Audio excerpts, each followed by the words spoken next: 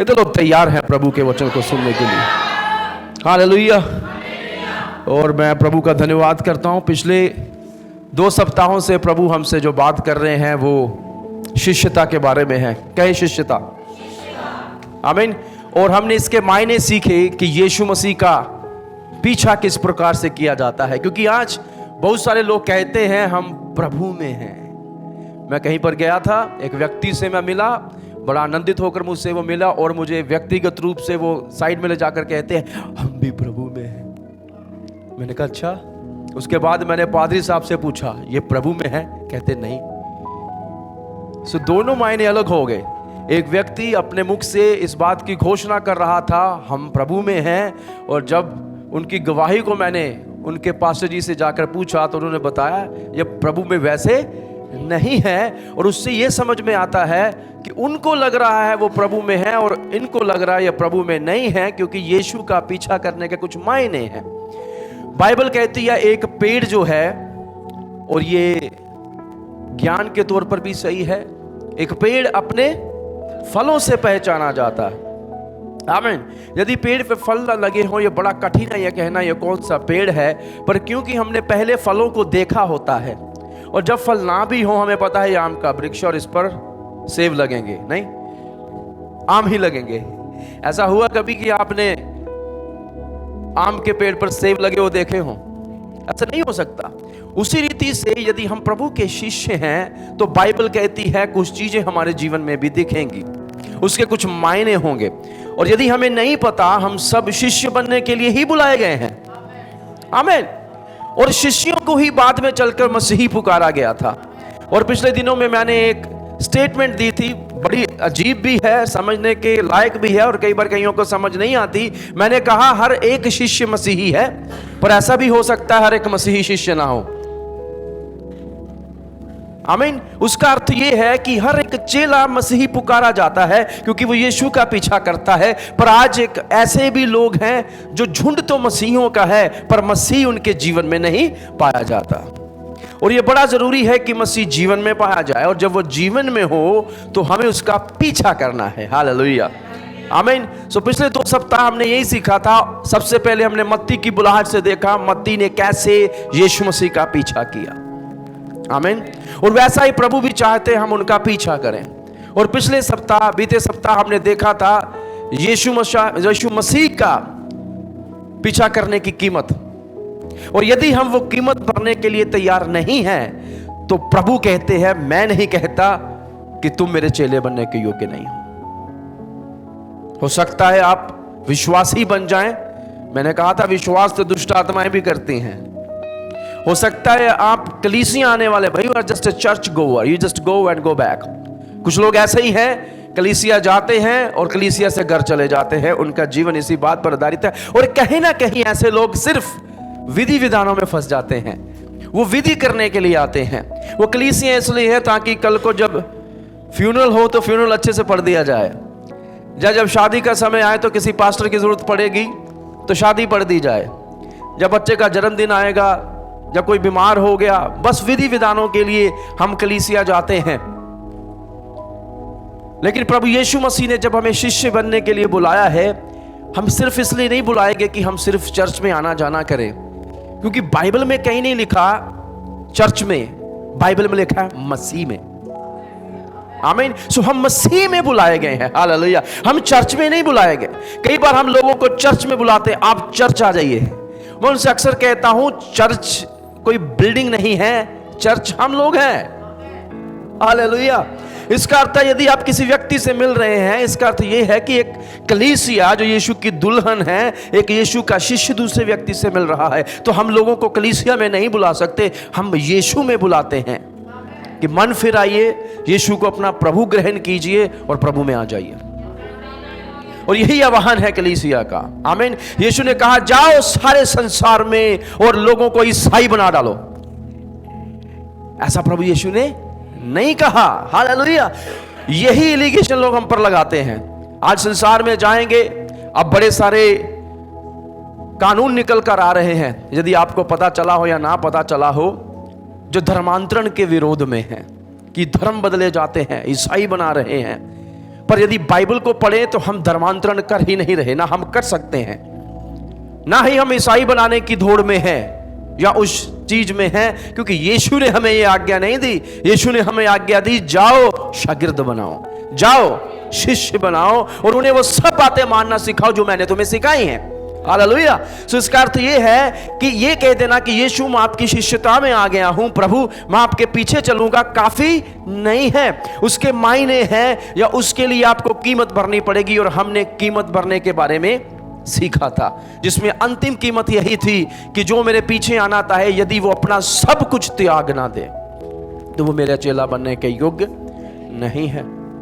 इसलिए यीशु का पीछा करना सोच समझ कर किया जाता है। आमीन। जब मैं यीशु के पीछे चला, मैंने निर्णय लिया। कोई भी व्यक्ति यीशु का पीछा बिना निर्णय के नहीं कर सकता। हालेलुया। और इसलिए हम अक्सर लोगों से कहते हैं हम नहीं चला सकते, यदि आप चलना ना चाहें तो। ये आपके हृदय की पुकार है, मैं यीशु के पीछे चलूंगा। हालेलुया। कितने ये पुकार सुनी अपने हृदय से? यदि नहीं सुनी तो आपको अपने आप से पूछना चाहिए, मैं कलीसिया में क्यों हूं? हम यीशु के पीछे चले हैं क्योंकि हमने एक पुकार को सुना था, ये प्रभु है।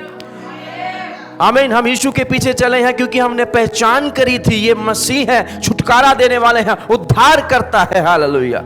और हम उनके पीछे हो लिए। आमीन। और यदि हमने ये पुकार नहीं सुनी तो हमें अपने आप से पूछना है, मैं कलीसिया में क्यों हूं? पर मेरी प्रार्थना है कि आप इस शिष्यता की बुलाहट को ग्रहण करें, क्योंकि ये यीशु ने ये बुलाहट किसी विशेष समुदाय श्रेणी को नहीं दी कि केवल पादरी लोगों को ये करना है, केवल बिशप लोगों को करना है। ये बुलाहट प्रभु ने हर एक उस व्यक्ति को दी है जो विश्वास कर सकता है। आमीन। और आज का जो विषय आपके साथ में रखना चाहता हूं वो ये है, वो यीशु के पीछे नहीं चले। मेरे पीछे कहें, वो यीशु के पीछे नहीं चले। हालेलुया। आमीन। आनंदित हैं? पता नहीं, जब मैं प्रचार करता हूं बड़े गंभीर हो जाते हैं आप लोग। किसी ने कहा पादरी साहब आप आजकल हंसाते नहीं हैं। मैंने कहा मैं पहले भी नहीं हंसाता था, आप हंसते थे। आमीन। पर प्रभु का घर आनंद का स्थान है। जहाँ प्रभु का आत्मा है वहाँ आज़ादी है और वहाँ आनंद की भी भरपूरी है। सो मेरी प्रार्थना है जो वचन आप सुनने जा रहे हो उसे आनंद के साथ सुने। मैं प्रभु से पूछ रहा था, प्रभु इन दिनों में मेरे लोगों को शायद थोड़ी प्रोत्साहन की आवश्यकता है। लोग निराश हैं, लोग बड़ी कठिनाइयों में से होकर गुजर रहे हैं। पंजाब कठिनाइयों में से होकर गुजर रहा है, पर आपने मुझे शिष्यता के बारे में क्यों सिखाने को कह दिया? मैंने प्रभु की आवाज को सुना है, शिष्यता सिखा। जब समय सांत्वना का है, जब समय निराशा का, शिष्यता क्यों? प्रभु कहते हैं जब निराशा आएगी वो आगे भी आएंगी, परिस्थितियां आगे भी बदलेंगी, पर यदि वो मेरे शिष्य होने के मायने नहीं समझ पाए तो ये पीछे लौट जाएंगे। और मैं आपको बताऊं, आज इस स्थान पर आप हैं क्योंकि आपने निर्णय लिया था। और बड़े सारे लोग आज यहां नहीं हैं क्योंकि वो निर्णय नहीं ले पाए, वो यीशु के पीछे नहीं चल सके। आइए मेरे साथ खोले लूका का सुसमाचार 9वां अध्याय और उसकी 57 आयत, चैप्टर 9 वर्स 57 to 62। कितने लोग तैयार हैं? हालेलुया। कहे मैं शिष्य बनने के लिए बुलाया गया हूं, मैं कीमत भरने के लिए बुलाया गया हूं, मैं रुकावटों को हटाने के लिए भी बुलाया गया हूं। पता है क्यों? क्योंकि कुछ लोग यीशु का पीछा नहीं कर सके। मेरी प्रार्थना है हम में से ऐसे कोई भी ना हो। हालेलुया। हम वो हो जो यीशु का पीछा कर रहे हैं और जब तक जीवित हैं मसीह का पीछा करते रहेंगे, चाहे कुछ भी हो जाए। यही कीमत, I will follow Jesus no matter what. आमीन। चाहे जैसी भी परिस्थितियां हो, मैं प्रभु का पीछा करूंगा क्योंकि उसने मुझे उसका पीछा करने के लिए बुलाया है। हालेलुया। वो उसका पीछा नहीं कर पाए क्योंकि कुछ रुकावटें थी। मेरे पीछे कहें, क्योंकि कुछ रुकावटें थी। और रुकावटें सदा ही आपके जीवन में रहेंगी। जब तक हम जीवित हैं रुकावटें वहां पर होंगी। और यदि कोई आपसे प्रचार करे मसीह के पास आ जाओ, रुकावटें खत्म हो जाएंगी, तो ये प्रचार न्याय संगत नहीं है, क्योंकि मसीहियों को कष्ट से होकर गुजरना पड़ता है। बाइबल कहती है जब तुम संसार में जाओगे तुम्हें इस संसार में कष्ट होगा। सो एक मसीही ये आशा नहीं रख सकता कि मेरे जीवन में कष्ट नहीं है, कष्ट आएगा, रुकावटें आएंगी, ऐसे समय भी आएंगे जब आपको वहां तक पहुंचा दिया जाएगा कि आप मसीह से पीछे ही हट जाएं। यहां पर जो क्रूस हमने उठाया है इसके इंचेस छोटे कर दिए जाएंगे।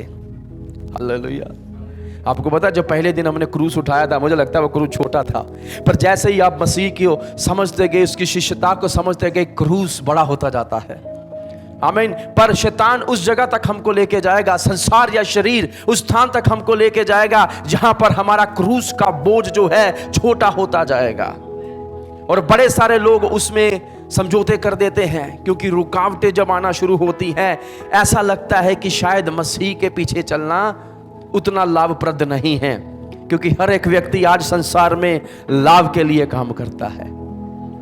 पर हमें अपने आप से पूछना है, मैं यीशु का पीछा क्यों करता हूं? क्योंकि बड़े सारे यीशु का पीछा करने से पीछे मुड़ गए। आइए हम कलाम को पढ़े। जब वे मार्ग में जा रहे थे तो किसी ने उससे कहा, अब यहां पर उसका नाम नहीं दिया गया, पर वो आकर यीशु से कहते हैं, जहां जहां तू जाएगा, हालेलुया, lord wherever you go. ये सिर्फ कलीसिया के बारे में नहीं होगा, सिर्फ बेदारी की सभाओं के बारे में नहीं होगा। Wherever you go Jesus I will follow you. You see the commitment, समर्पण देखिए, जोश देखिए। प्रभु जहां कहीं तू हम तेरे। हालेलुया। यीशु ने उससे कहा, लोमड़ियों के भट्ट और आकाश के पक्षियों के वसेरे होते हैं, पर मनुष्य के पुत्र को सिर धरने की भी जगह नहीं है। आमीन। उसने दूसरे से कहा, अब यीशु ने एक से बात कर ली, इट इज डन। अब यीशु दूसरे की ओर देखकर कहते हैं, मेरे पीछे हो ले। उसने कहा, हे प्रभु, मतलब ये आना चाहता है और ये प्रभु को प्रभु भी कह रहा है, पहले मुझे जाने दे कि अपने पिता को गाड़ लूं। उसने उससे कहा, बस यीशु ने उस चेले से कहा, मरे हुओं को अपने मुर्दे गाड़ने दे, पर तू जाकर परमेश्वर के राज्य की कथा सुना। See, Jesus has given him a call and a ministry to do.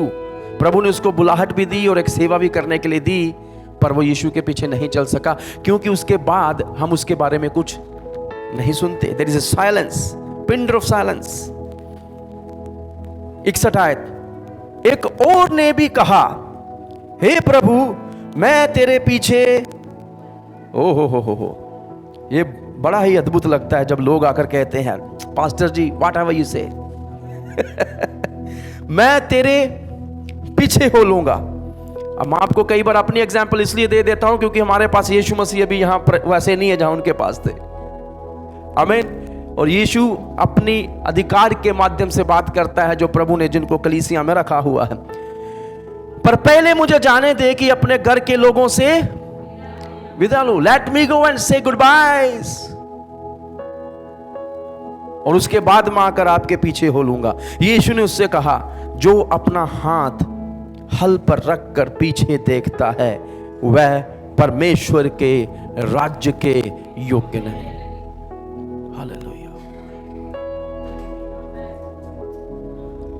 शिष्यता एक ऐसी बुलाहट है जो योग्य बनने के लिए दी गई है। शिष्यता एक ऐसी बुलाहट है जिसमें आपको और मुझको यह प्रमाणित करना है कि प्रभु मैं योग्य हूं। I am worthy to be called your disciple. हालेलुया। हमें यह क्या करना है? प्रमाणित करना है। पर कई लोग असफल हो चुके हैं यह प्रमाणित करने में कि वो प्रभु के शिष्य हैं। आमीन। और यदि हम शिष्य हैं तो हम वो करें जो वो कहता है। हालेलुया। आमीन। सो यहां पर हम देखते हैं यीशु मसीह के पास कितने लोग आए? 3 लोग आए। एक और व्यक्ति है, उसकी बात मैं सबसे अंत में करूंगा, जो कि मत्ती का सुसमाचार 19 अध्याय में हमें मिलेगा। पर मत्ती से मैं एक और चीज पढ़ना चाहता हूं। आइए मेरे साथ खोलिए मत्ती का सुसमाचार, उसकी 8 अध्याय और उसकी 18 और 19 आयत की तरफ मैं आपका ध्यान खींचना चाहता हूं, क्योंकि मत्ती ने 2 जो चेले उसके पास आए थे उसके बारे में लिखा हुआ है, पर लूका जो है वो 3 के बारे में लिखते हैं। यहां पर यीशु ने जब अपने चारों ओर एक बड़ी भीड़ देखी तो झील के उस पार जाने की आज्ञा दी। तब एक शास्त्री ने पास आकर उससे कहा, कौन आया प्रभु के पास?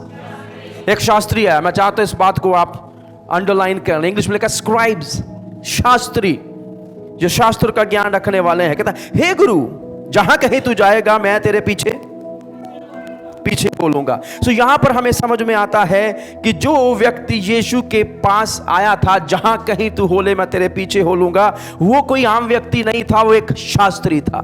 लूका कहता है कोई आया, पर मत्ती कहता है एक शास्त्री आया था। सबके एक शास्त्री आया था।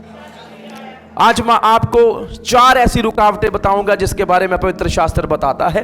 इसके अलावा भी बड़ी सारी रुकावटें हो सकती हैं, पर मुख्यतः 4 ही ऐसी रुकावटें होंगी जो आपको प्रभु का शिष्य बनने से रोक सकती हैं। आमीन, हालेलुया। सो आज हम 4 व्यक्तियों के बारे में सीखेंगे। मेरे पीछे कहे 4 व्यक्ति। सबसे पहला व्यक्ति है, उसका नाम है, क्योंकि यहां पर नाम नहीं दिए गए, सबसे पहला व्यक्ति है श्रीमान बहुत जल्दी में। कौन है वो? बोल नहीं रहे आप। मिस्टर टू क्विक, जहां कहीं तू चाहे। पास्टर जी हुक्म करके देखो तुसी। पास्टर ने हुक्म करता, फिर कोई आया ही नहीं। Mister too quick. और दूसरा व्यक्ति है श्रीमान बहुत ही धीमा। श्रीमान बहुत ही धीमा। आओ कलीसिया चलें। रविवार को शुरू किया था, वीरवार को पहुंचे। तीसरा व्यक्ति है श्रीमान बहुत आसान। Everything is easy. यीशु का पीछा करना ऐसे कर लेंगे, बड़ा आसान। चौथा व्यक्ति है श्रीमान बहुत अमीर, जिसके बारे में हम बाद में देखेंगे। श्रीमान so mister too quick, mister too slow, mister too easy and mister too rich. स्वर्गीय पिता, हमें आपके वचन को समझने के लिए सहायता करें, यीशु मसीह के नाम में, आमीन एंड आमीन, हालेलुया। सो आइए हम पहले व्यक्ति के बारे में बात करें। जो पहला व्यक्ति है वो एक शास्त्री है। सब कहें वो एक शास्त्री है।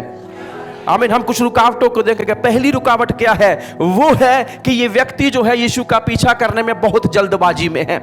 आमीन। पर उसके वाक्यों को हम समझ कर देखेंगे कि उसकी रुकावट क्या थी इस व्यक्ति की। आमीन। सो वो एक रिक्वेस्ट लेकर प्रभु के पास आता है। आमीन। क्योंकि बाइबल कहती है कि जब वो मार्ग पर थे, किसी एक ने उससे आकर कहा, जहां जहां तू जाएगा वहां वहां मैं तेरे पीछे हो लूंगा। और हमने मत्ती में देखा ये कोई आम व्यक्ति नहीं है। ये कौन है? ये एक शास्त्री है। यीशु मसीह के दिनों में यदि आपको एक शास्त्री बनना है तो आपको बहुत पढ़ा लिखा होना जरूरी था, और उसके साथ साथ आपको यहूदी धर्म के क्रिया कांडों का पूरा पूरा ज्ञान होना चाहिए। आमीन। ना केवल ये, उन दिनों में शास्त्री जो थे वो पवित्र शास्त्र को लिखते भी थे, क्योंकि इनकी राइटिंग बड़ी अच्छी थी। कैलीग्राफी किसी ने सुना? आजकल लोग कैलीग्राफी सीखते हैं। ये बिल्कुल ऐसे हुआ करते थे कि पवित्र शास्त्र की ये कॉपीज बनाया करते थे। आमीन। तो बहुत सारा काम इनके पास हुआ करता था, और ये सारा ज्ञान इनको बड़ी ही जवानी में हासिल कर लेना होता था यदि आपको एक क्या बनना है? शास्त्री बनना है। आमीन। सो सबसे पहली बात हम देखते हैं, they has to be educated. उनको पढ़े लिखा होना है। किनको? शास्त्रियों को। दूसरी चीज, they must have the knowledge of जू लॉ। उनको यहूदियों की सारी जितनी भी कानून है उसका पता होना चाहिए, अंडरस्टैंडिंग होनी चाहिए। आमीन। उसके साथ साथ ये जो शिष्य ये जो होते थे, ये सहायक होने के लिए बुलाए जाते थे। यदि महायाजक है तो वहां पर शास्त्री भी होते थे। इसलिए आप बाइबल में हमेशा पढ़ेंगे फरीसी और शास्त्री। पढ़ा आपने? और वो यीशु का क्या करने आए? यीशु से कुछ पूछने आए, यीशु का विरोध करने आए। तो ये लोग हमेशा ही वहां पाए जाते थे। और चौथी चीज जो मैंने आपको बताई वो है, they were the master of writings. वो क्या करते थे? राइटिंग किया करते थे। आमीन। और उसके साथ साथ इनको समाज में पहचान मिली थी कि यदि आपके सामने से एक शास्त्री जाए और आप उसको पहचान लेंगे कि ये कौन है, ये एक शास्त्री है, पढ़ा लिखा व्यक्ति है, बुलाया गया व्यक्ति है, ये कानून को जानता है और ये बहुत ही ज्यादा अच्छी चीजें लिख सकता है। आमीन। सो दूसरे शब्दों में, यीशु उन दिनों में जब यीशु के दिन थे, यदि आपको एक शास्त्री बनना है तो असल में आप चाहत कर रहे हैं एक अच्छी जॉब की। आप चाहत कर रहे हैं समाज में आपको क्या मिले? सम्मान मिले। समाज में आपको क्या मिले?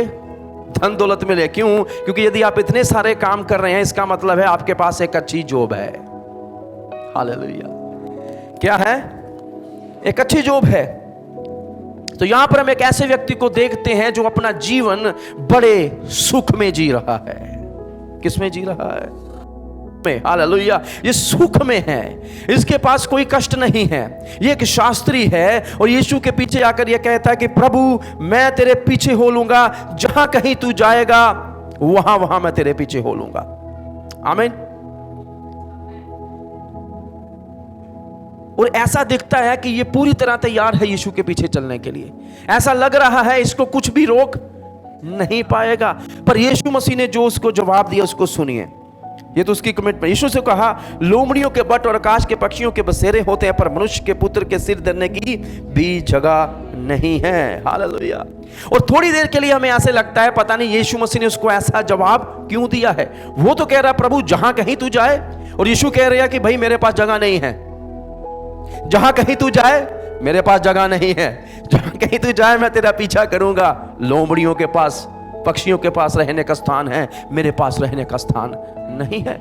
दूसरे शब्दों में हमें यह समझ में आता है यीशु उसके दिल की बात जानते थे। यीशु समझते थे ये एक शास्त्री है और ये सुख विलास वाला जीवन जीने वाला एक व्यक्ति है। ये सुख को छोड़कर मेरे पीछे नहीं आएगा। और इसलिए मैं उसको बता दूं कि मेरे पीछे चलने का अर्थ क्या है। तो यीशु ने उसको साफ रीति से कहा, यदि तू मेरे पीछे सुख विलास के लिए आ रहा है तो मैं तुझे कहना चाहता हूं कि ये जो लोमड़ी और पक्षी होते हैं इनके पास रहने के घर हैं। अब घर किसको दिखाता है? रेस्ट को, आराम को, सुख को, सुरक्षा को। और यीशु मसीह से कह रहे हैं यदि इन चीजों के लिए तू मेरे पास आ रहा है तो नहीं हो पाएगा, क्योंकि मनुष्य के पुत्र के पास तो सिर ढकने की भी जगह नहीं है। और क्योंकि वो शास्त्री है, क्योंकि वो यहूदी की धर्म की किताबों को जानता है, यीशु ने अपने आप को कैसे प्रस्तुत किया उसके सामने? यीशु कहते हैं मनुष्य का पुत्र। हालेलुया। क्या कहते हैं यीशु अपने बारे में? मनुष्य का पुत्र। अब जब यीशु ये कह रहे हैं कि मैं मनुष्य का पुत्र हूं, मैं हमेशा कहता हूं आपको कौन सी किताब को याद करना है? दानियल की किताब को याद करना है। असल में यीशु से कह दे आई एम द मसाया। हालेलुया। मैं मसाया हूं और मैं इस स्थान पर इसलिए नहीं हूं कि तुझे मैं संसारिक सुख विलास दूं। आमीन। मेरे जीवन का मकसद कुछ और है। और यदि दानियल पढ़ेंगे तो वहां लिखा है कि वो सदा के लिए क्या करेगा? राज्य करेगा, उसके राज्य का कभी अंत ना होगा। और ये शास्त्री यीशु मसीह के पास आया है, ये यदि ये विश्वास भी करे तो कि ये मसीह है, तो उसको शायद ये लगता है, क्योंकि जैसे यहूदियों को लगता था यीशु अपना राज्य यहीं बसाएगा।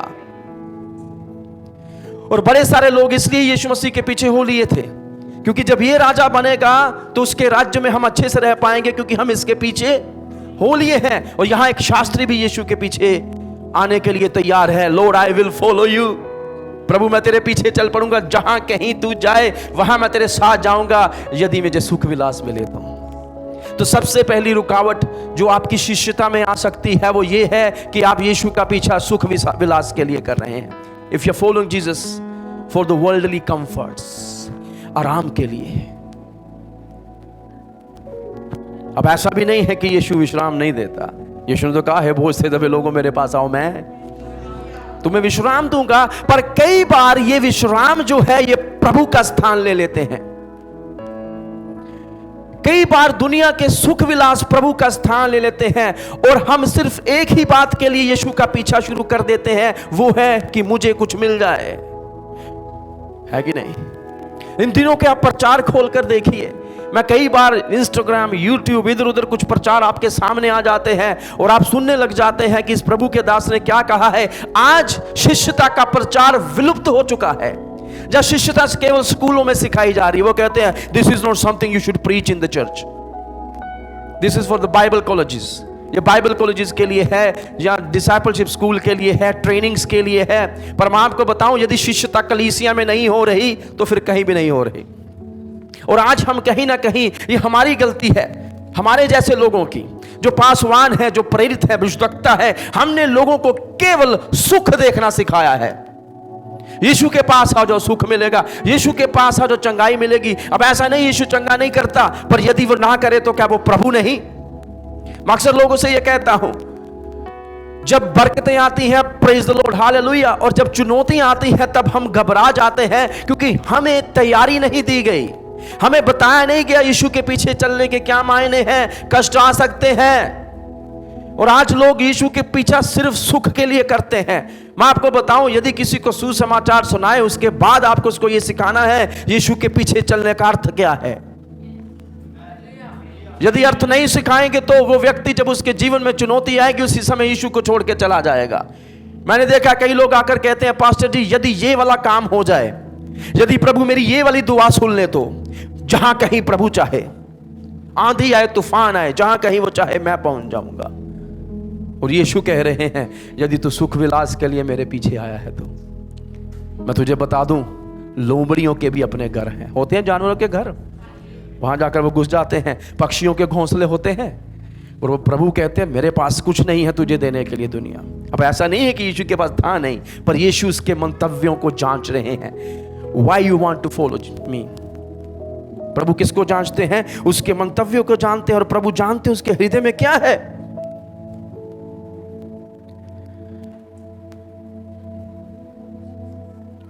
प्रभु जानते थे ये व्यक्ति पूरी तरह निर्भर है सुख विलास के ऊपर, और वैसे जीवन की इसको आदत पड़ चुकी है। और क्योंकि इसको आदत पड़ चुकी है ये मेरे पीछे नहीं चल पाएगा।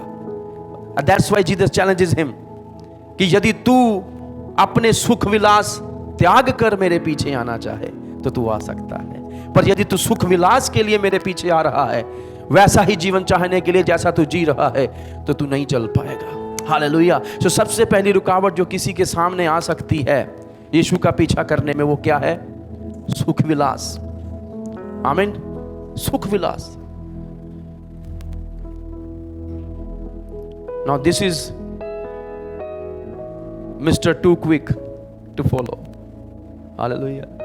आमीन। ऐसा कई बार होता है, हम बड़ी जल्दी करते हैं यीशु का पीछा करने में। या कई बार जब यहां से कहा जाता है कौन ये करेगा, मैंने देखा सबके हाथ खड़े थे, और जब समय बीता तो वो लोग वहां नहीं मिलते, क्योंकि सेवा में उतरने के लिए कष्ट उठाना पड़ता है, सेवा में उतरने के लिए चुनौतियों का सामना करना पड़ता है। और कई बार हम बड़े क्विक होते हैं कहने में, बड़े जल्दीबाजी में हम कुछ चीजें बोल जाते हैं, पर जब उसको करने की बात आती है हम उसके योग्य नहीं ठहर पाते। क्यों? क्योंकि शायद कुछ सुख के लिए हमने उसका पीछा। There has to be some comfort we say to Jesus. Hallelujah.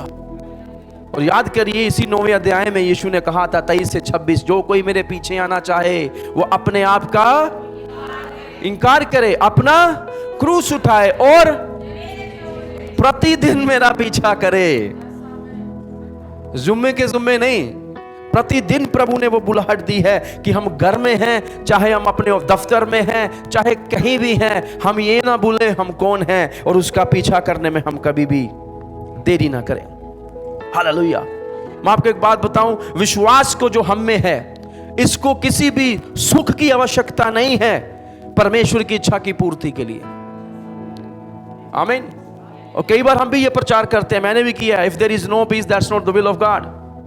पर यदि आप शिष्यता में चल रहे हैं, आप आज्ञाकारिता में चल रहे हैं, हो सकता है सामने कष्ट हो और वो कष्ट प्रभु की इच्छा में हो।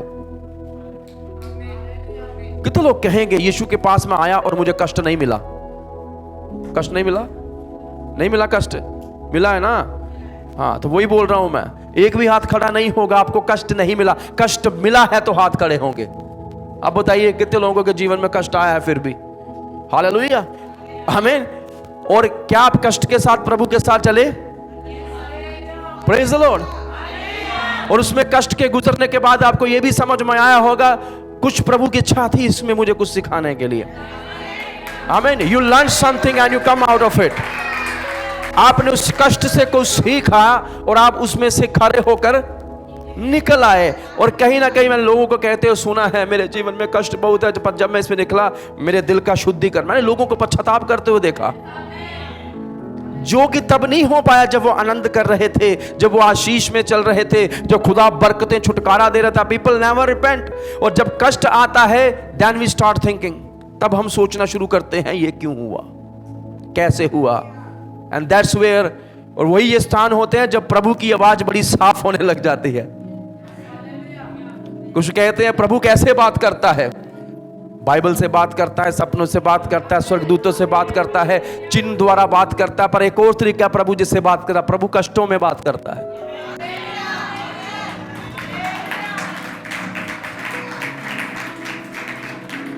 आमीन। पर आज की जो कंफर्टेबल क्रिश्चियनिटी है ना, वी डोंट प्रीच इट। हम इसका प्रचार करना ही भूल जाते हैं।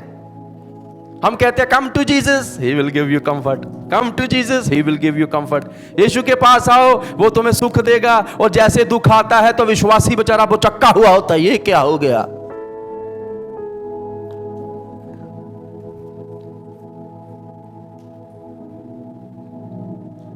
आई विश कि इन दिनों में हम इसकी ओर वापस लौटे, हम शिष्यता की बातें करें। आमीन, हालेलुया।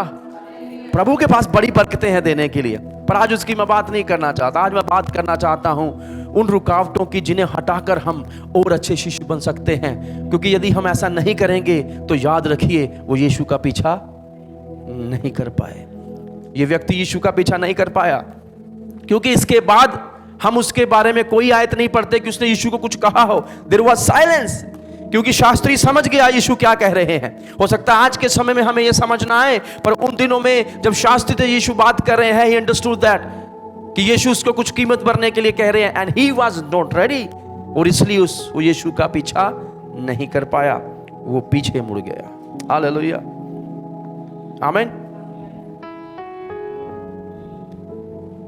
इसलिए हमें अपने आप से पूछना है, मैं प्रभु का पीछा क्यों कर रहा हूं?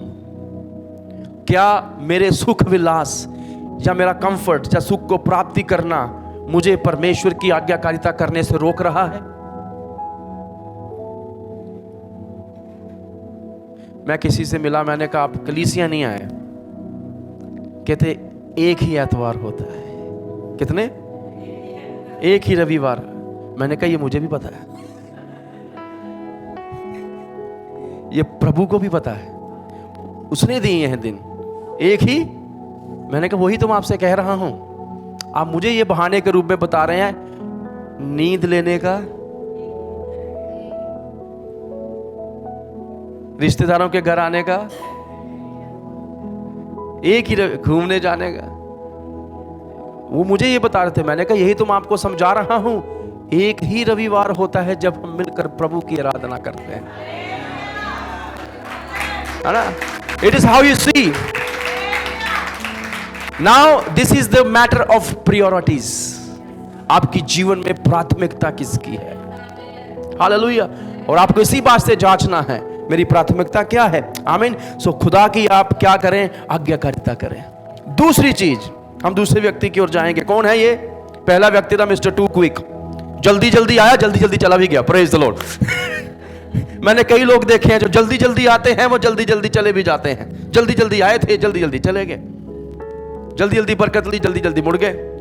एक बार मुझे भाई केतन पूछ रहे थे, ये परमेश्वर के लोग इतने दुख में होकर इतना प्रभु लंबा लेके, मैंने कहा जो लोगों को प्रभु को पता है ये बरकत लेने आया, प्रभु कहता बरकत ले और जा।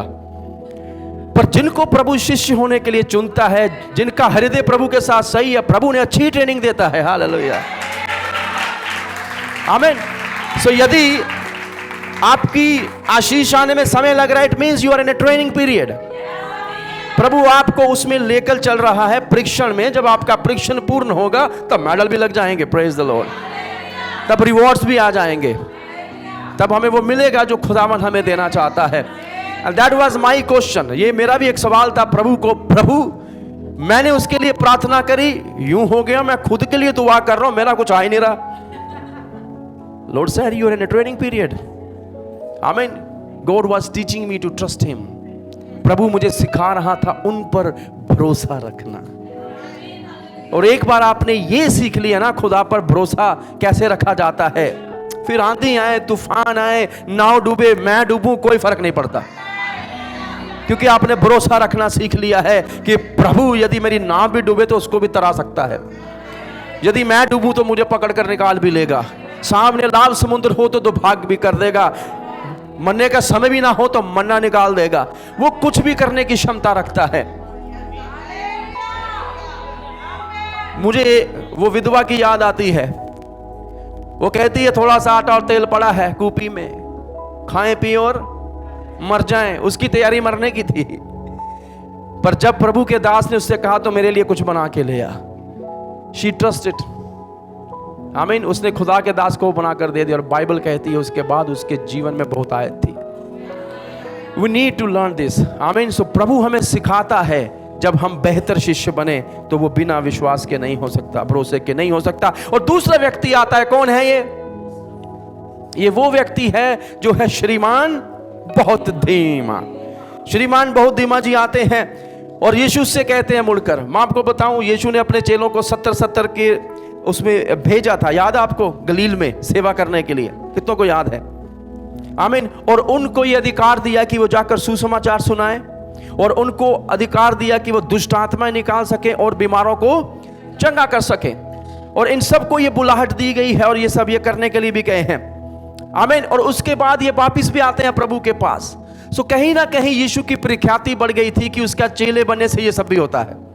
और बड़े सारे लोग चेलों से आकर बातचीत भी कर रहे थे और उनमें से एक ये भी था, शास्त्री भी आया है कुछ पाने के लिए। और ये व्यक्ति भी आकर कहता है, खड़ा था वहां पर, और यीशु ने उसकी ओर देखकर कहा मेरे पीछे। स्ट्रेट कमांडमेंट फॉर जीसस, सीधी बात। यीशु ने कहा तू मेरे पीछे हो ले। और ये ऐसा नहीं है कि ये व्यक्ति यीशु का पीछा करना नहीं चाहता या इसके अंदर चाहत नहीं है या इसके अंदर जुनून नहीं है। मैं ऐसे कई लोगों से मिलता हूं आज भी, प्रभु का पीछा करना तो चाहते हैं, आराधक बनना चाहते हैं, कहते हैं हम प्रचार, गवाही, कलीसिया में कुछ काम आना चाहते हैं, वो सारी चीजें, इनके अंदर जोश भी है खुदा के लिए, पर कहीं ना कहीं बड़े धीमे हैं। प्रभु मुझे इस्तेमाल करे। मैंने कहा रविवार तेरे से कलीसिया नहीं आया जाता, तू इतना धीमा है। प्रभु कैसे इस्तेमाल करेगा? बिस्तर में सोते हुए इस्तेमाल करेगा तुझे,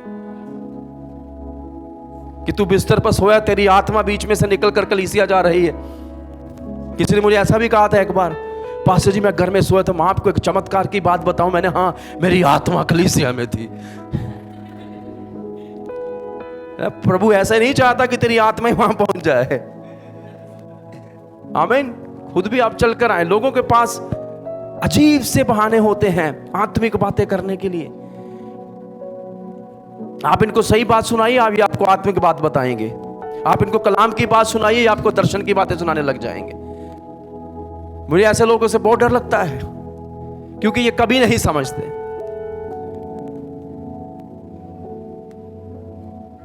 एंड एट द लास्ट, अंत में क्या होता है? ये बैकस्लाइड हो जाते हैं, प्रभु से पिछड़ जाते हैं, प्रभु से पीछे मुड़ जाते हैं।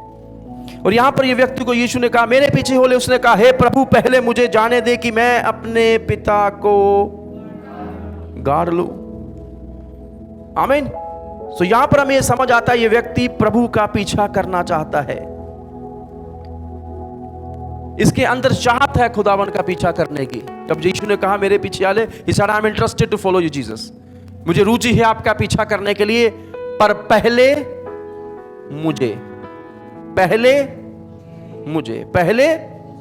मैं। नहीं समझे?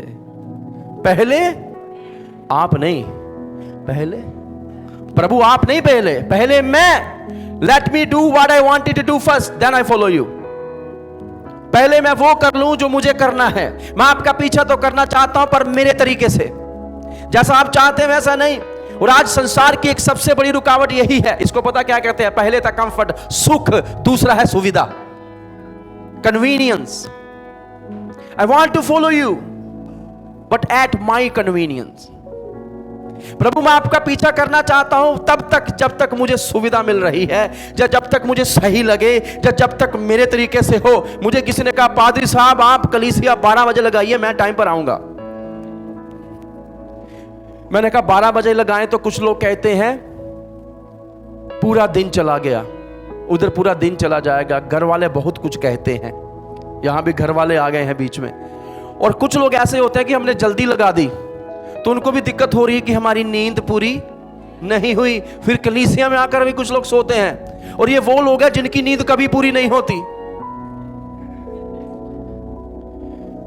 मुझे और कोई याद नहीं आता। गेत्सेमनी बाग में, बगीचे में यीशु प्रार्थना कर रहे हैं। प्रार्थना के स्थान पर यीशु लेकर गए, अपने साथ रखा कि वो कुछ सीख सकें। तीनों ही सो रहे हैं, एक भी नहीं जगा।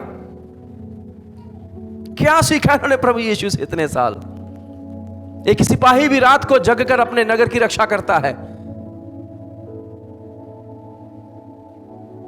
सो रहे हैं। यीशु आकर कहता है जागो, तुम कुछ क्षण भी मेरे साथ जगे नहीं रह पाए। तो मैं आपसे ये कह रहा हूं, दिस इज नॉट टाइम, ये समय के बारे में नहीं है। आप कलीसिया रात को 8 बजे लगाइए, लोग फिर भी लेट आएंगे या कुछ लोग आएंगे ही नहीं। It's not about time, it's about commitment you have for Jesus. ये समय के बारे में नहीं, ये आपका समर्पण है जो प्रभु के बारे में है, आपका समर्पण जो कलीसिया के दर्शन के बारे में है, आपका समर्पण जो आपकी खुद की बुलाहट और शिष्यता के बारे में है कि मैं शिष्यता में बढ़ना चाहता हूं, मैं प्रभु में बढ़ना चाहता हूं। आपको कोई नहीं रोक सकता। मैंने आपको पिछली बार भी बताया था, शैतान की औकात नहीं हमें रोक पाए। हमें रोकने की क्षमता एक ही व्यक्ति में है और मैं खुद हूं वो। आई एम द वन। यदि मैं ग्रो नहीं कर पा रहा खुदा में, मैं ही दिक्कत हूं। आपका पड़ोसी दिक्कत नहीं है, हालेलुया। आपकी बहन, आपका भाई, साथ बैठा विश्वासी दिक्कत नहीं है, आप स्वयं दिक्कत है। और इस बात को मानने के लिए तैयार नहीं है। ये बड़ा आसान है दूसरों को कहना, पर उतना ही गड़बड़ी हो जाती है जब अपने ऊपर आता है। When it comes to you, पहले मैं जाकर अपने पिता को गाड़ लूं। आमीन। So Lord let me first go and bury my father. और यदि आप पहली बार इसको पढ़ेंगे तो आपको लगेगा ये व्यक्ति वाकई अपने पिता से क्या करता है, very respectful, honourable, isn't it. किसी की अंतिम अरदास को करना या क्रिया को करना ये बड़ी अच्छी बात है, ऐसा करना भी चाहिए और हम मसीही होने के नाते ऐसा करते भी हैं। आमीन। पर यदि हम इस बात को ध्यान से पढ़ें, और जो हमारे विद्वान हैं वो ये बताते हैं यहां पर हो क्या रहा था, उसका बाप मरा नहीं है अभी, शायद मैंने आपको पिछली बार भी बताया था। Now there is a still time, अभी इसको मरने में समय है, पर मरने के बाद इसको कुछ मिलेगा, इनहेरिटेंस। मेरा बाप मरेगा तो मुझे जायदाद मिलेगी। प्रभु वहां तक बस वेट करने का है, हालेलुया। वहां तक प्रभु इंतजार करना है, फिर मैं तेरे पीछे हो लूंगा। एक बार मेरा बाप मरे, अब ऐसा नहीं है बाप से प्यार करता है, इसको प्यार जायदाद से है, सुविधा से है, जो उसके बाद मिलेगी। और यीशु को ये वेट करवा रहा है, you wait till that time. हमें नहीं पता बाप 1 साल में मरेगा, 2 साल में मरेगा, 3 साल में मरेगा, 4 साल में मरेगा, पर ऐसा लग रहा है जल्दी मरने वाला है। चाहे ये प्रार्थना कर रहा है ये मर जाए। आज हम ऐसे संसार में जी रहे हैं, मूवीज में भी यही दिखाया जाता है। कई सारी चीजें लोग मूवीज से देखते हैं, नई नई चीजें निकल कर आ रही हैं आज की नहीं आ रही। बाप को कैसे मार दिया जाए, पति को मार दिया पत्नी ने, पति को मार दिया पति ने, एक जगह पर बच्चों ने मां बाप को मार दिया, एक जगह पर मां बाप ने एक छोटी सी बच्ची को नदी में फेंक दिया। अब कारण कई हो सकते हैं, पर यह बुराई हमारे समाज में भी चल रही है। जिस माता के पिता के पास धन नहीं है देने के लिए, उन माता पिता को कोई बच्चे प्रेम नहीं करते। बड़े थोड़े हैं, मैं ये नहीं कहूंगा सारे, बड़े थोड़े हैं जो अपने माता पिता को बिना लाभ के प्रेम कर रहे हैं। पर अधिकतर लोग जो आपके नाना नानी, दादा दादी, जो सो कॉल्ड जो ग्रैंड चिल्ड्रन भी हैं, उनको भी यही आशा लगी कुछ मिल जाए। हम अपना हक नहीं छोड़ेंगे, किसी को नहीं देंगे, बाद में आएगा, नहीं छोड़ेंगे। तेली तेली दा साहब होएगा। हम ऐसे बोलते हैं 1-1 रुपए का हिसाब होगा, और ये व्यक्ति बिल्कुल ऐसा ही है। अब इसकी दिक्कत थी सुविधा। जीसस यू वेट, यीशु मसीह आप क्या करें, इंतजार करें। एक बार मेरा पिता मर जाए, मैं उसको गाड़ लूं, जो मुझे मिलना है वो मुझे मिल जाए, then I will follow you. So पहला व्यक्ति जिसकी हमने बात करी वो क्या थी, सुख विलास। दूसरा व्यक्ति जिसके सामने ये रुकावट है वो है सुविधा। और कई बार ये सुविधाएं ही हैं जो हमें प्रभु में बढ़ने नहीं देती। I will go to church Jesus, प्रभु मैं कलीसिया जाऊंगा, एक बार तू मुझे सरकारी नौकरी दे दे। मैं कलीसिया जाऊंगा जब मेरे पास एक अच्छी एसी कार आ जाएगी। मैं कलीसिया जाऊंगा, मैं बताऊं जब इनके पास कार आएगी ये कलीसिया नहीं डलोजी जाएंगे।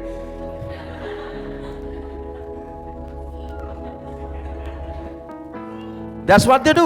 मैंने किसी व्यक्ति को नहीं देखा है कि नई कार लेने के बाद उनके प्लान्स होते हैं कि हम जाएंगे कलीसिया, पीछे 2 सीटें खाली होती हैं, अपने पड़ोसी को बैठाकर ले जाएंगे। प्लान ये होता है, we have new car, now will go and have fun.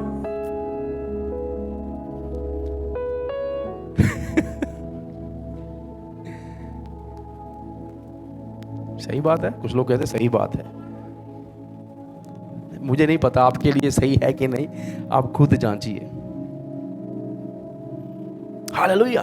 और यहां पर हम देखते हैं जैसे उसने यीशु की बात को सुना, यीशु ने उससे क्या कहा, देखिए क्या कह रहे हैं प्रभु यीशु उससे, मरे हुओं को अपने मुर्दे गाड़ने दे, पर तू जाकर परमेश्वर के राज्य की कथा सुना। और जब शुरू में हम पढ़े तो बड़ा हार्श लगता है कि यीशु मसीह ऐसा क्यों कह रहे हैं, मरे हुओं को अपने मुर्दे गाड़ने दे। और यहां पर प्रभु कहते हैं मरे हुओं को अपने मुर्दे गाड़ने दे। और जब यीशु कह रहे हैं मरे हुओं को, Jesus is talking about spiritual dead. यीशु मसीह यहां उन मरे हुए व्यक्तियों की बात कर रहे हैं जो आत्मिक रूप से मृत हैं। आप समझ रहे हैं मेरी बात को, जो प्रभु का पीछा नहीं कर रहे, जिनका संसार ही सब कुछ है, आत्मिक बातें ये सब उनके लिए कोई भी मायने नहीं रखती। यीशु से कह रहे हैं यदि तू मेरे पीछे आना चाहता है, आमीन, सो तू मेरा पीछा उस एटर्नल राज्य के लिए कर रहा है। और संसार की चीजें तेरे काम नहीं आएंगी, क्योंकि जो गाड़ना है वो संसार के लोग भी कर सकते हैं कि नहीं कर सकते। वो सारे रीति रिवाज जो हैं वो संसार के लोग भी भली बाती कर सकते हैं, उनको आता है कैसे गाड़ना है। मैं आपको बताऊं, कई आत्मिक लोगों को नहीं पता। जब मैं नया नया पास्टर बना था, मुझे नहीं पता वो रस्म कैसे पूरी की जाती है, पर वहां पर कुछ संसारिक लोग आए थे, उनको सब पता था। फटाफट कब्र खोदनी है। और वहां पर मैंने आपको बताया था, ये भी सलाह देने वाले होते हैं, सर यहां रखिए, सर वहां रखिए। होता कि नहीं, पहले घर से सर बाहर निकालिए, बाहर नहीं निकालने तो मैं क्या होगा, उठ जाएगा, अच्छा ही होगा उठ जाए तो। आमीन। ये सारी चीजें क्या बाइबल में है, पहले पैर बाहर निकालिए, सर बाहर निकालिए, हाथ बाहर निकालिए। किन्हीं स्थानों पर मरने के बाद मुंह में देसी घी भी डाला जाता, अब क्या फायदा। पहले सूखी रोटियां खिलाई सारी उम्र, अब मुंह में देसी घी डालने से कोई लाभ नहीं होगा। मैंने किसी को बोला ये क्यों डाला जाता है, पीछे से कोई बोला ताकि लाश अच्छे से जले।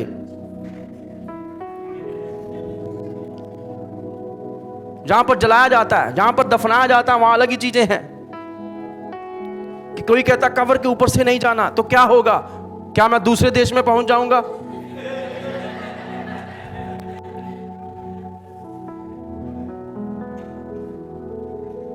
ये बिल्कुल वही मुझे याद आती है, मारता प्रभु पत्थर न लुढ़काएं, अब 4 दिन हो गए हैं, वहां से बदबू आती होगी। हमारे पास वो सारी चीजें करने के लिए, मैं ये कह रहा हूं जो संसार के लोग हैं वो सारे संसारी काम कर सकते हैं, क्रियाकांड कर सकते हैं, पर यीशु उसको बता रहे हैं कि स्वर्ग के राज्य की कुछ शीघ्रता है। There is urgency to preach the gospel. तू जाकर स्वर्ग के राज्य की क्या सुना, कथा सुना। प्रभु कह रहे हैं अभी तेरे बाप को मरने में समय है, पर यदि तू मेरे पीछे सच में आना चाहता है तो आज का वो दिन है। और तू जा और जाकर लोगों को क्या सुना, कथा सुना। किसकी, स्वर्ग के राज्य की, ताकि जो मृत है वो भी जी उठे, जो आत्मिक मृत है। There is urgency to preach the gospel. पर बाइबल बताती है इसके बाद उस व्यक्ति से कोई भी जवाब नहीं आया, क्योंकि उसका फोकस था कंफर्ट के ऊपर।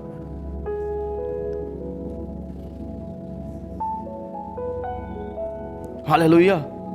बड़ी सारी एग्जाम्पल्स मेरे दिमाग में हैं, पर मैं यहां पर दे नहीं सकता, जस्ट टू टीच यू।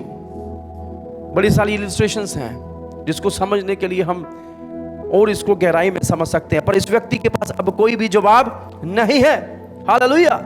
प्रभु उसको कह रहे हैं कि वो लोग सब संभाल सकते हैं, पर आवश्यकता अभी कि तू जाकर सुसमाचार को सुनाए। और यहां पर हम देखते हैं उस व्यक्ति से दोबारा कोई भी जवाब नहीं आया। पता है क्यों? क्योंकि इस व्यक्ति की एक ही दिक्कत थी, पहले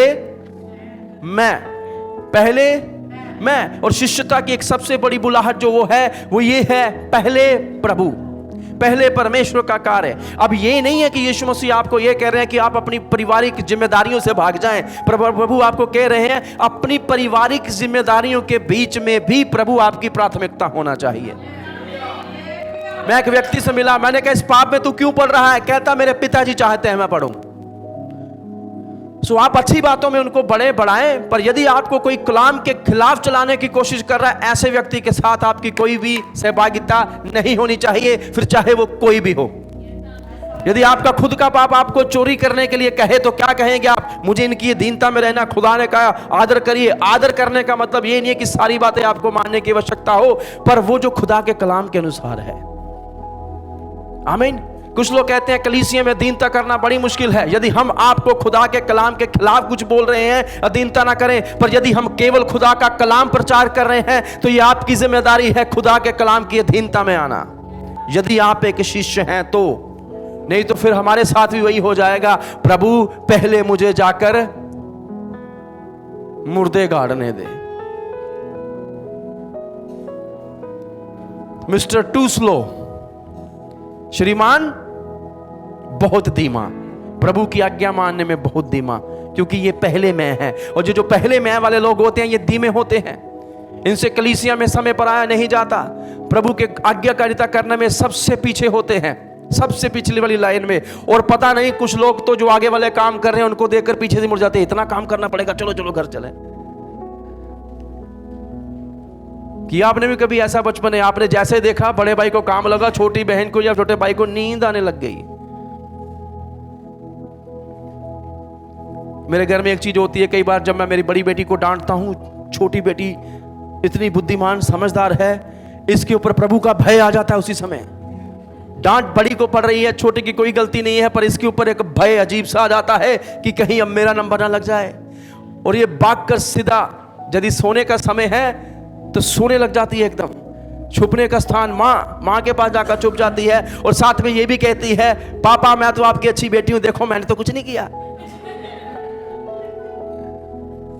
और हम लोग हंसने लग जाते हैं उसकी ये सब बातें सुनकर, वेरी क्विक। कुछ लोग बड़े धीमे हैं प्रभु की आज्ञाओं को मानने के लिए। सो पहली चीज जो हमारी रुकावट बन सकती है वो है दुनिया का सुख। दूसरी चीज रुकावट बन सकती है वो सुविधा हो सकती है, कि मुझे कुछ सुविधा मिलेगी, मैं सुविधा के साथ आऊंगा। ऐसे लोग प्रभु का पीछा नहीं कर पाएंगे, क्योंकि वो यीशु का पीछा नहीं कर पाए। हालेलुया।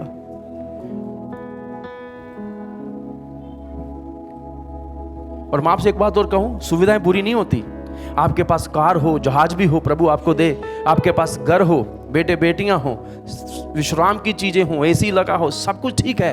पर यह तब गड़बड़ा जाता है जब सुविधाएं प्रभु का स्थान लेने लग जाएं। बस इतनी सी बात है। जब परमेश्वर की आज्ञा से ज्यादा हम संसार की चीजों की परवाह करने लग जाएं, तब ये दिक्कत वाली बात हो जाती है। सुविधाएं अपने आप में बुरी नहीं है, सुविधाएं चाहिए। अब यहाँ पर सुविधाएं लगी हैं इसलिए हम आराम से खुदा के कलाम को सुन पा रहे हैं, पर सुविधाओं के मायने परमेश्वर का पीछा करने के लिए होने चाहिए। आमीन। तभी हम प्रभु का पीछा अच्छे से कर पाएंगे। तीसरा व्यक्ति, आइए हम उसकी ओर चलें। क्या रुकावट थी उसकी? ये कौन सा व्यक्ति है? श्रीमान बहुत आसान। श्रीमान यीशु का पीछा करना ऐसे कर लेंगे, 2 मिनट का काम है। आराधना चर्च आना है, इनको सब आसान लगता है तब तक जब तक उसमें घुसना ना पड़े। दूसरे का क्रूस हमेशा ही हमें क्या लगता है? कईयों को लगता है पास्टर सतवंत का क्रूस बहुत हल्का है, मजे का जीवन है। मैंने कहा हाँ सही बात है। एक बार आकर देखिए, दूसरे के बूट में पैर डालकर देखिए तो आपको समझ में आएगा उसके पास भी दिक्कतें हैं। और हम इन दिक्कतों के साथ प्रभु से प्रार्थना करते हैं। यकीन मानिए, जिन कष्टों से आप होकर गुजरते हैं वही कष्ट हमारे जीवन में भी हैं। जो परीक्षाएं आपके सामने आती हैं अपने परिवार को, अपने बारे में, शरीर को लेकर, वो हमारे सामने भी आते हैं, पर हम चुनते हैं। हमारा चुनाव है, हम संसारिक बातों को अपने सामने नहीं आने देते। हालेलुया, आमीन। ये व्यक्ति जो है वो कौन है? ये बड़ा आसान, बहुत आसान काम। देखिए ये क्या कह रहा है। एक और ने भी आकर कहा, अब यीशु ने इसको बुलाया नहीं है, पर इसने वार्तालाप को सुना होगा कि अच्छा, एक ने पहले आकर कहा और फिर एक को यीशु ने बुलाया, अब थोड़ा मैं भी अपना फीडबैक दे देता हूं। होते ना कुछ लोग, बात किसी की चल रही है, ये कान लगा के सुन रहे होते हैं ऐसे, हैं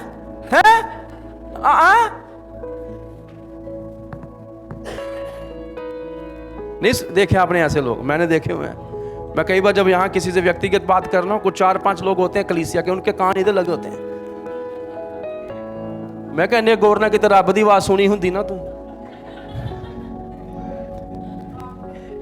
इतने अच्छे से कहीं प्रभु की बात सुनी होती ना तो तेरा उद्धार हो जाता, तेरा छुटकारा हो जाता, तुझे पता चल जाता जो हरी हरी चराइयों में लेके चलता वो किस तरफ इशारा कर रहा। प्रभु ने कहा हरी हरी चराइयां, ये हरी चीज दे के उधर चल गया।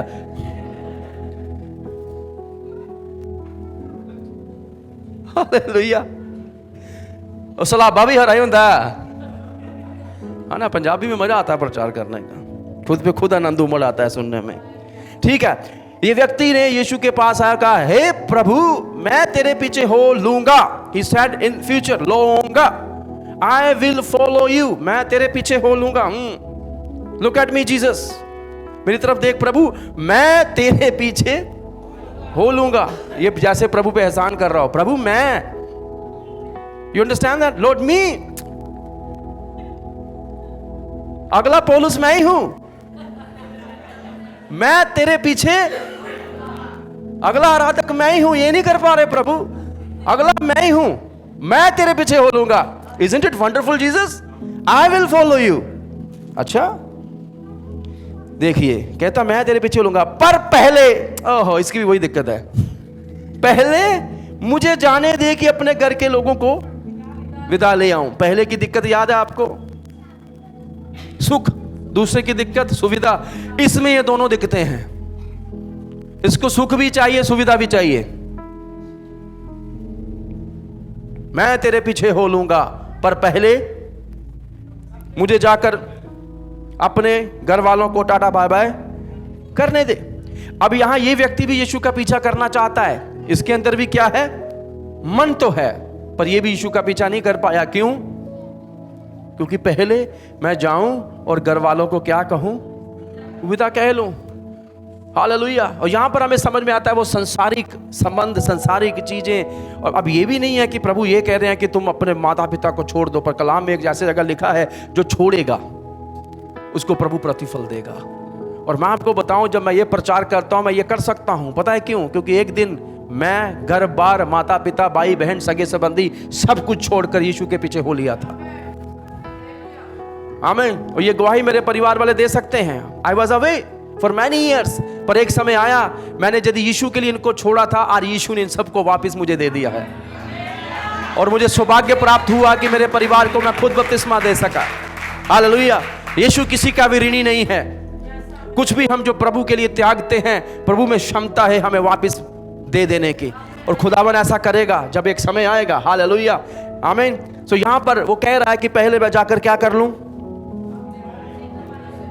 अपने घर वालों से जाकर विदा ले लूं। पर प्रभु ने क्या कहा, जो कोई अपना हाथ हल पर रखकर पीछे देखता है वह परमेश्वर के राज्य के योग्य नहीं है। मैं आपको बताऊं, विदा लेना कोई बुरी बात नहीं है।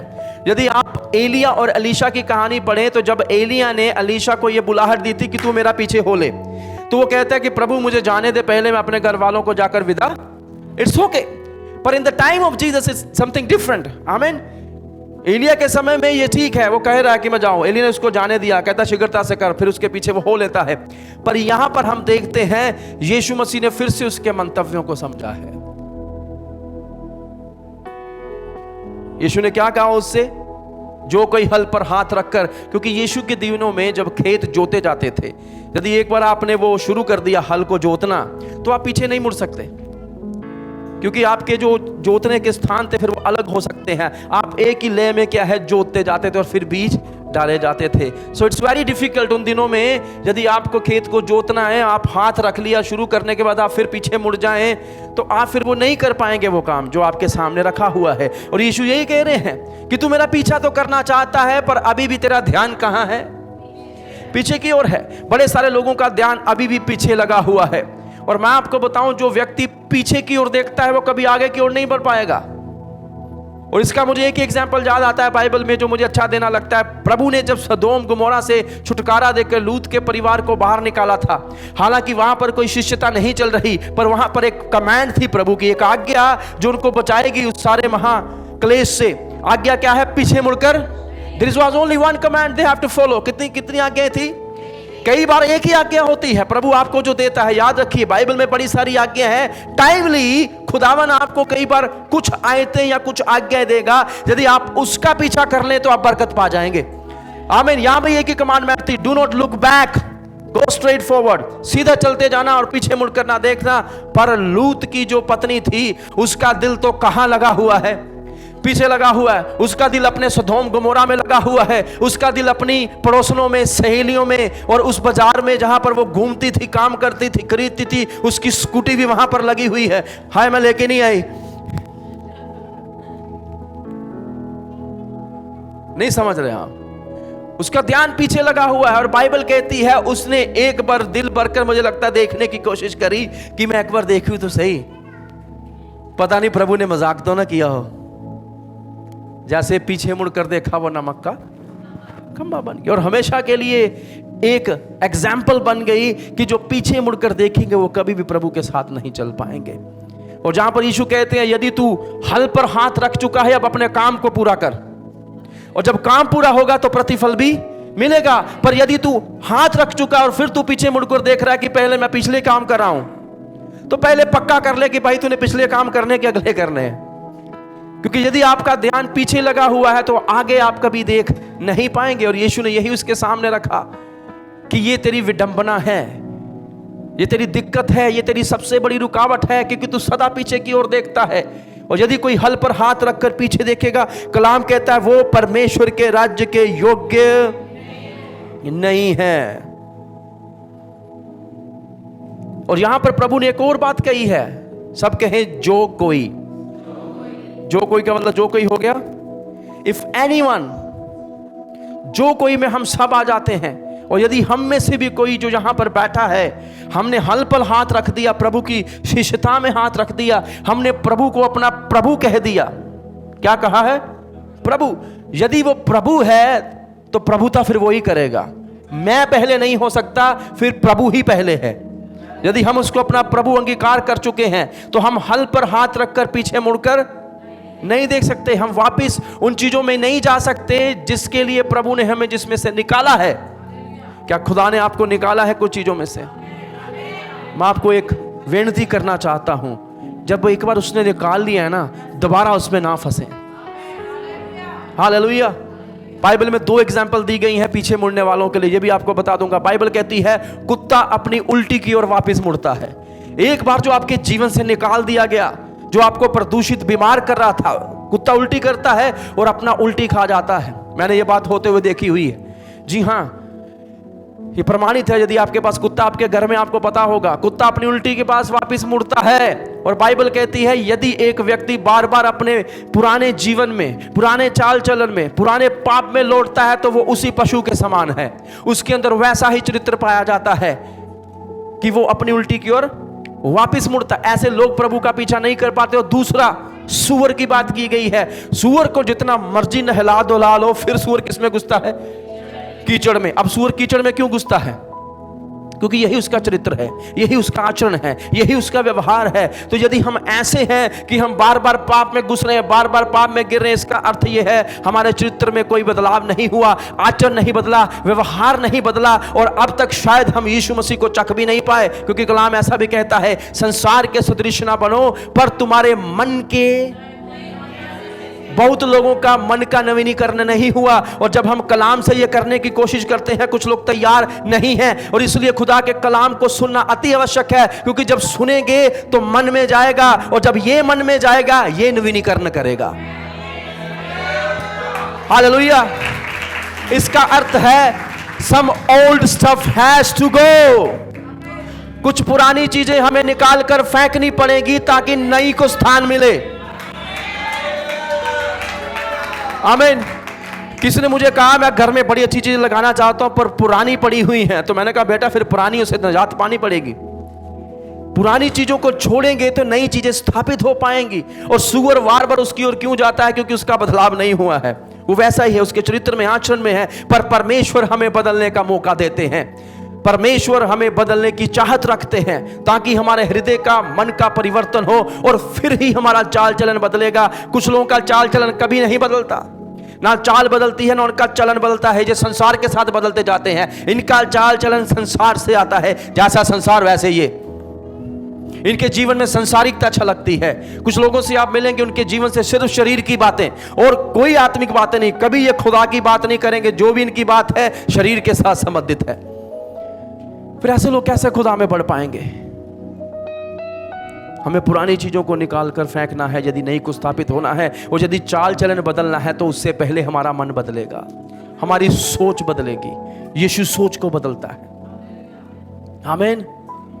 मन का नवीनीकरण करता है, और एक चेला जो नई सृष्टि है उसका संपूर्ण बदलाव होता है, आमीन। कितने लोग मेरे साथ हैं? इसलिए यहां यीशु मसीह ने कहा जो कोई, सब कहे जो कोई, आमीन। और पीछे देखना किस बात को दर्शाता है? ये दिखाता है उन लोगों को जो दोगले हैं दिमाग में, दे आर डबल माइंडेड। जाऊं कि नहीं, जाऊं कि नहीं। देखे ऐसे लोग, कुछ लोगों को मैंने पूछा गवाही देंगे, तो अब मन में उनके शुरू हो गया दूं कि नहीं, दूं कि नहीं। भाई गवाही है तो दे दीजिए, दूं कि नहीं, दूं कि नहीं क्यों? क्योंकि जब पूछा गया था गवाही कितने लोग देंगे, तो 3 के हाथ खड़े थे। जब गवाही देने आए तो 5-10 हो गए। और अगर गवाही का मौका ना दिया जाए तो मैंने गवाही देनी थी। फिर हम कहते हैं गवाही दीजिए, फिर गवाही कम होती, कहानी ज्यादा होती है। Hallelujah.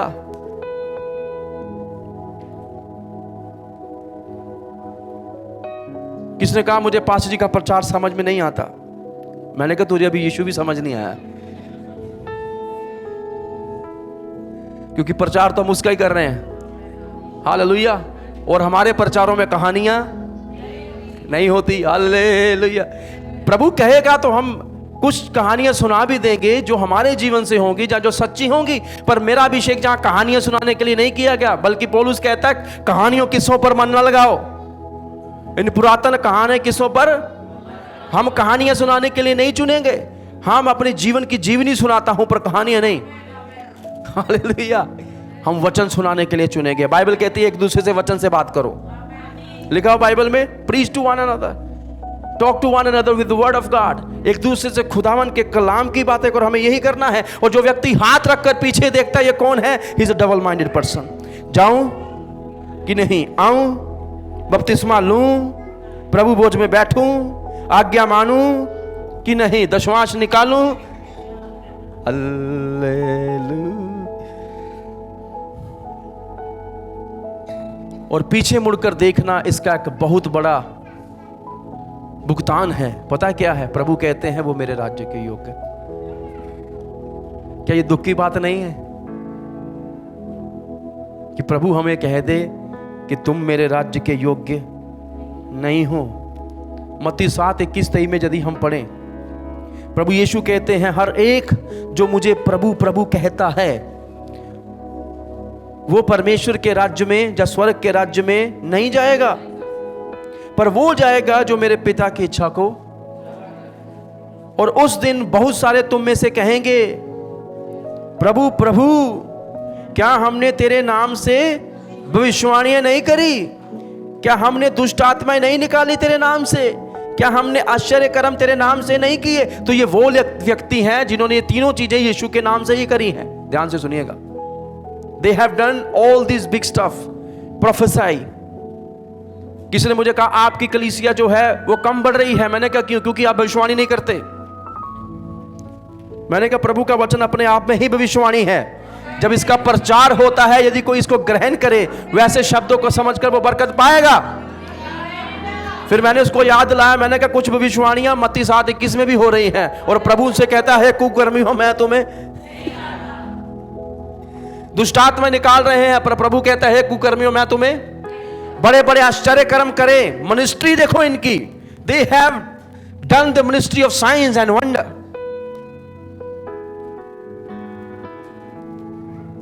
Ministry of science and wonder, चिन्ह चमत्कारों की सेवकाई कलीसिया। पर उसके बाद प्रभु कहता है कुकर्मियों मैं तुम्हें नहीं जानता। अब कुछ लोग जब ये प्रचार सुनेंगे इसके ऊपर भी उंगलियां कसनी शुरू हो जाएंगे। आप ऐसा कैसे? मैं नहीं कह रहा, प्रभु कह रहे हैं। हाँ, मेरे शब्द नहीं है ये। If you have any problem talk to Jesus. किसी को कोई दिक्कत है प्रभु से बात करो, कम से कम इस बहाने प्रार्थना में तो बैठोगे।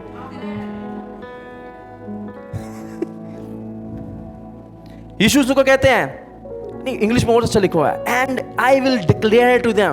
प्रभु डिक्लेयर समझते हैं? डिक्लेरेशन, घोषणा कर देनी। पहली घोषणा प्रभु कर रहे हैं, मैं तुम्हें कभी नहीं जानता था। I never knew you, never. यीशु के नाम से करा है, but Jesus said I never knew you. मैं तुम्हें कभी नहीं जानता। फिर प्रभु कहता मेरे से दूर हो जाओ, डिपार्ट फ्रॉम मी। पंजाबी चला के ना बचो मेरे। फिर प्रभु कहते हैं यू हु प्रैक्टिस लॉलेसनेस। क्या है? नहीं पढ़ा आपने?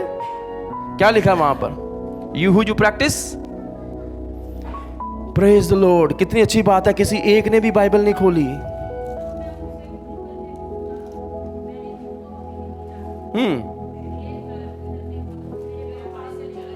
हे कुकर्म करने वालों, प्रभु उनसे कह रहा हे कुकर्मियों। अब सवाल ये, इन्होंने कौन से कुकर्म किए थे? Using the name of Jesus for their own glory. यीशु का नाम खुद की महिमा करने के लिए इस्तेमाल किया। हमने तेरे नाम में, यही रुकावट है सबसे बड़ी। कितनों को समझ आया? मैंने किया है। पास्टर जी से कैसे कलीसिया चलनी थी? मैंने चलवाई है। उनको कहा आराधना का, मैंने सिखाई है। हमारे कारण हुआ है, हमने लगाया है। कल को जब हम जमीन खरीदेंगे लोग आकर कहेंगे इसका एक मरला मेरा भी है, ये ईंटें मेरी लगाई हुई हैं, पंखों पर भी मेरा नाम लिख दो। एसी पर क्यों नहीं लिखा? स्पीकर पर, स्पीकरों पर नाम लिखे। स्पीकर परेशान हो गया बेचारा, कहता बात करो, मेरा अपना भी कुछ नाम है। कितनों को समझ? Hallelujah, praise the Lord. समझ आया? हमें बड़ा जरूरी है खुदावन, क्योंकि खुदावन चाहता है प्रभु में हम ये समझें और शिष्यता की रुकावटों को क्या करें? दूर करें। अब ये कौन था? मिस्टर डबल माइंडेड भी था। टू इजी, बड़ा आसान लग रहा था उसको प्रभु के पीछे चलना। पहले मैं जाऊं प्रभु आराम से हाथ उत मिलाकर आऊं, सबको मैं कहूं भाई रोटी रोटी बना दो, पैक करके दो, कपड़े कपड़े पैक, टैची पैक, थोड़े पैसे जेब में दे दो, then I will go and follow Jesus. ना, Jesus said if you want to follow me it's today. यदि तुम मेरा पीछा करना चाहते हो ये आज ही है। इसको पता क्या कहता है? He was compromising. तो पहली चीज सुख विलास के कारण ये रुकावट है। दूसरी चीज सुविधाओं के कारण कई बार हम प्रभु का पीछा नहीं करते। तीसरी चीज हम संसार से समझौता करते हैं, अपने आप से समझौता करते हैं, प्रभु की चीजों से हम समझौता कर लेते हैं। अब समझौते पर मैं ज्यादा नहीं बोलूंगा, क्योंकि जब मैं ये प्रचार करता हूं फिर कुछ लोग कहते हैं आज का प्रचार मेरे साथ था। वैसे मेरी ये वाली कलीसिया के लोग नहीं कहते प्रभु आपको आशीष दे, पर कहीं ना कहीं हम मन में सोच लेते हैं आज मुझे प्रचार किया गया। यदि आज आपको ऐसा लग रहा है तो खुदावन आपको आशीष दे, प्रभु आपसे बात कर रहा है। हम ये क्यों नहीं कहते प्रभु हमसे बात कर रहा है? हम ये कहते हैं आज मेरे पे प्रचार किया गया। आपसे प्रभु बात कर रहा है, और आज यहाँ बैठे हर एक शिष्य से प्रभु बात कर रहा है। यीशु के पीछा करने के मायनों के बाद इन रुकावटों को हमें अपने जीवन से निकालना है। हम यीशु का पीछा सुख विलास के लिए ना करें, हम यीशु का पीछा इसलिए करें क्योंकि हम उसकी आज्ञाकारिता में चल रहे हैं और हम उसके शिष्य हैं। हम प्रभु यीशु का पीछा सुविधाओं के लिए ना करें। सुविधाएं बुरी नहीं है, पर सुविधाएं पहला स्थान कभी नहीं लेना चाहिए। पहला स्थान परमेश्वर का है। तीसरी चीज, हमें कभी भी प्रभु की चीजों के साथ क्या नहीं करना? We must not compromise. कई बार हम संसार से समझौता कर लेते हैं। It's okay to have world and Jesus at the same time. हम संसार के साथ और प्रभु के साथ भी चलना चाहते हैं, ऐसा नहीं हो पाएगा, नहीं हो पाएगा ऐसा। या तो आप प्रभु के पीछे चलेंगे जहां आप संसार के पीछे चलेंगे। और यीशु ने यही कहा था तुम दो स्वामियों की सेवा एक साथ नहीं कर सकते, और स्वामी तो एक ही होगा। आमीन। कितने स्वामी होंगे? एक स्वामी होंगे। दो स्वामी होंगे तो पूरे मन से आप किसी एक का भी पीछा कभी नहीं कर पाएंगे। और इसलिए जरूरी है हम प्रभु को ही अपना स्वामी मानकर आगे बढ़ जाएं। कितने लोग मेरे साथ हैं? Hallelujah.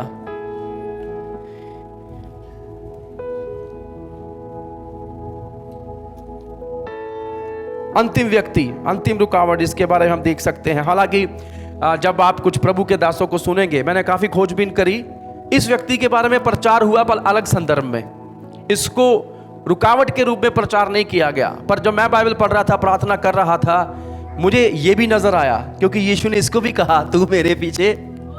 Hallelujah. Then I understood assignment.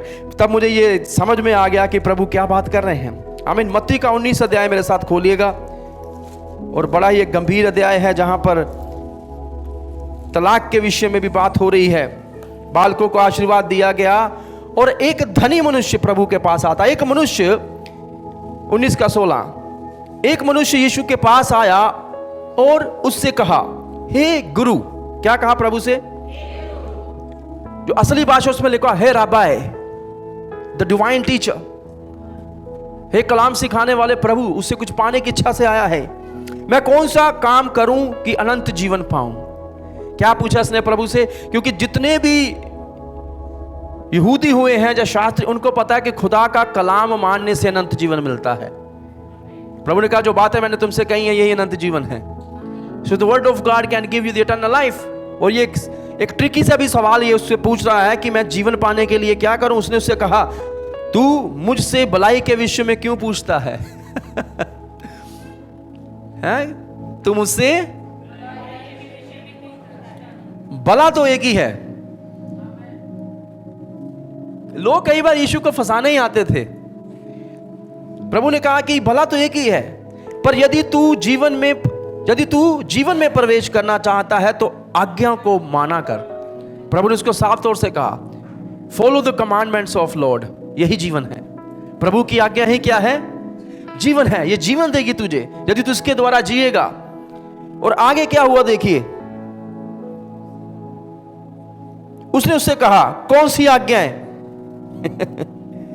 यीशु ने कहा, ये कि हत्या ना कर, व्यभिचार ना कर, चोरी ना कर, झूठी गवाही ना देना, अपने पिता और अपनी माता का आदर करना और अपने पड़ोसी से अपने समान प्रेम करना। दूसरे शब्दों में यीशु मसीह ने उसको संक्षेप में बता दिया कि 10 आज्ञाएं क्या है। क्योंकि ये एक पुराने नियम को मानने वाला व्यक्ति है। Jesus said to him, follow the commandments of the Lord. प्रभु की आज्ञा मान। कौन सी आज्ञा मानो? तो यीशु ने उसको सारी आज्ञा क्या सुनाई, ये वाली आज्ञा मान। और आगे पढ़िए क्या होता है। उस जवान ने उससे कहा, अब ये जवान है, इन सब को तो मैंने माना है। हालेलुया। सोचिए कैसा व्यक्ति होगा। एक तो जवान है और पूरी तरह, मैं कहता सब मानता हूं, है ना। कोई कुछ जवान होते हैं जिनको सब आता है, सब आता है। मैकेनिक का काम वो भी आता है, वो भी आता है, प्रचार वो भी आता है, प्रार्थना वो भी आता है। इनको सब कुछ आता है और ये कभी मानने के लिए तैयार नहीं होते कि इनको सीखने की आवश्यकता है।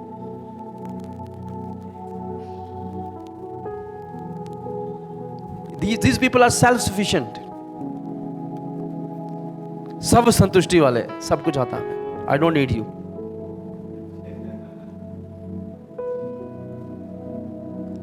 जब भी हम सब संतुष्टि वाले व्यक्ति हैं तो हम कभी सीख नहीं पाएंगे।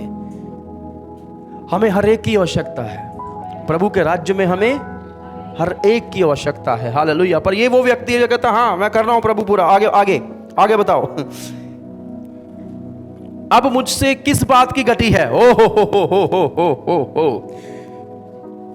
बाइबल में 600 से ज्यादा पुराने नियम में कमांडमेंट्स है। 623 को 24 भी बोलते हैं लगभग, जो स्ट्रेट कमांडमेंट्स हैं। और ये व्यक्ति बोल रहा है मैं सब मानता हूं।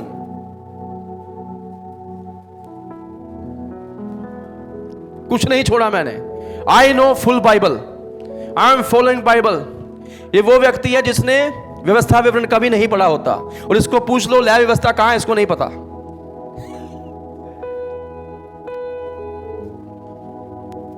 मैंने एक बार किसी को कहा जफन्याह की पुस्तक खोल लीजिए, वो नए में ढूंढता रहा, कहता पाल साहब नए है नहीं।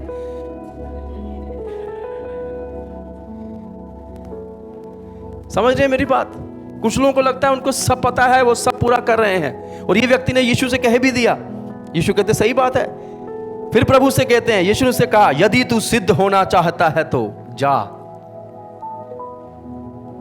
वो कहता मुझ में किस चीज की घटी है। So he is very curious, is there anything I am lacking? कुछ है जिसमें मैं लैक कर रहा हूं, प्लीज टेल मी। यीशु ने कहा ठीक है, इसका मतलब तो सिद्ध होना चाहता है, क्योंकि बाइबल कहती है नए में लिखा है यदि कोई वचन में नहीं चूकता वही तो सिद्ध मनुष्य है। प्रभु ने कहा ठीक है, तू सिद्ध होना चाहता है तो फिर जा। यदि क्या है वहां शब्द? There is a condition. Jesus said if you want to be perfected, यदि तू सिद्ध होना चाहता है तो जा, अपना माल बेचकर कंगालों को दे और तुझे स्वर्ग में धन मिलेगा। हालेलुया। और आकर मेरे पीछे हो ले। हालेलुया। पता नहीं मुझे ये सब पढ़ के इतना आनंद क्यों मिलता है,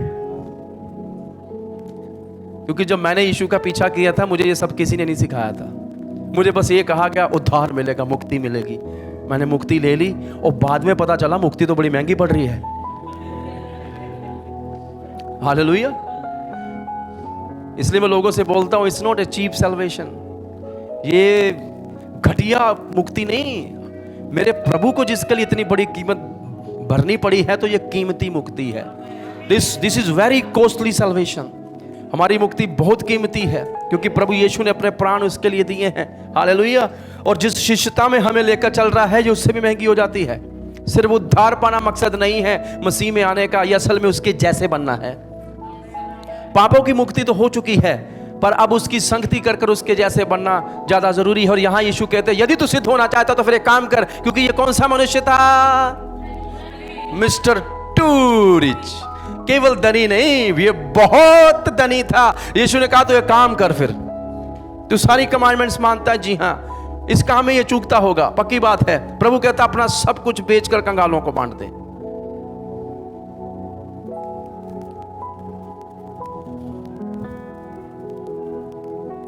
हम में से कोई भी इतना धनी नहीं है, पर प्रभु ने उस धनी को कहा सब कुछ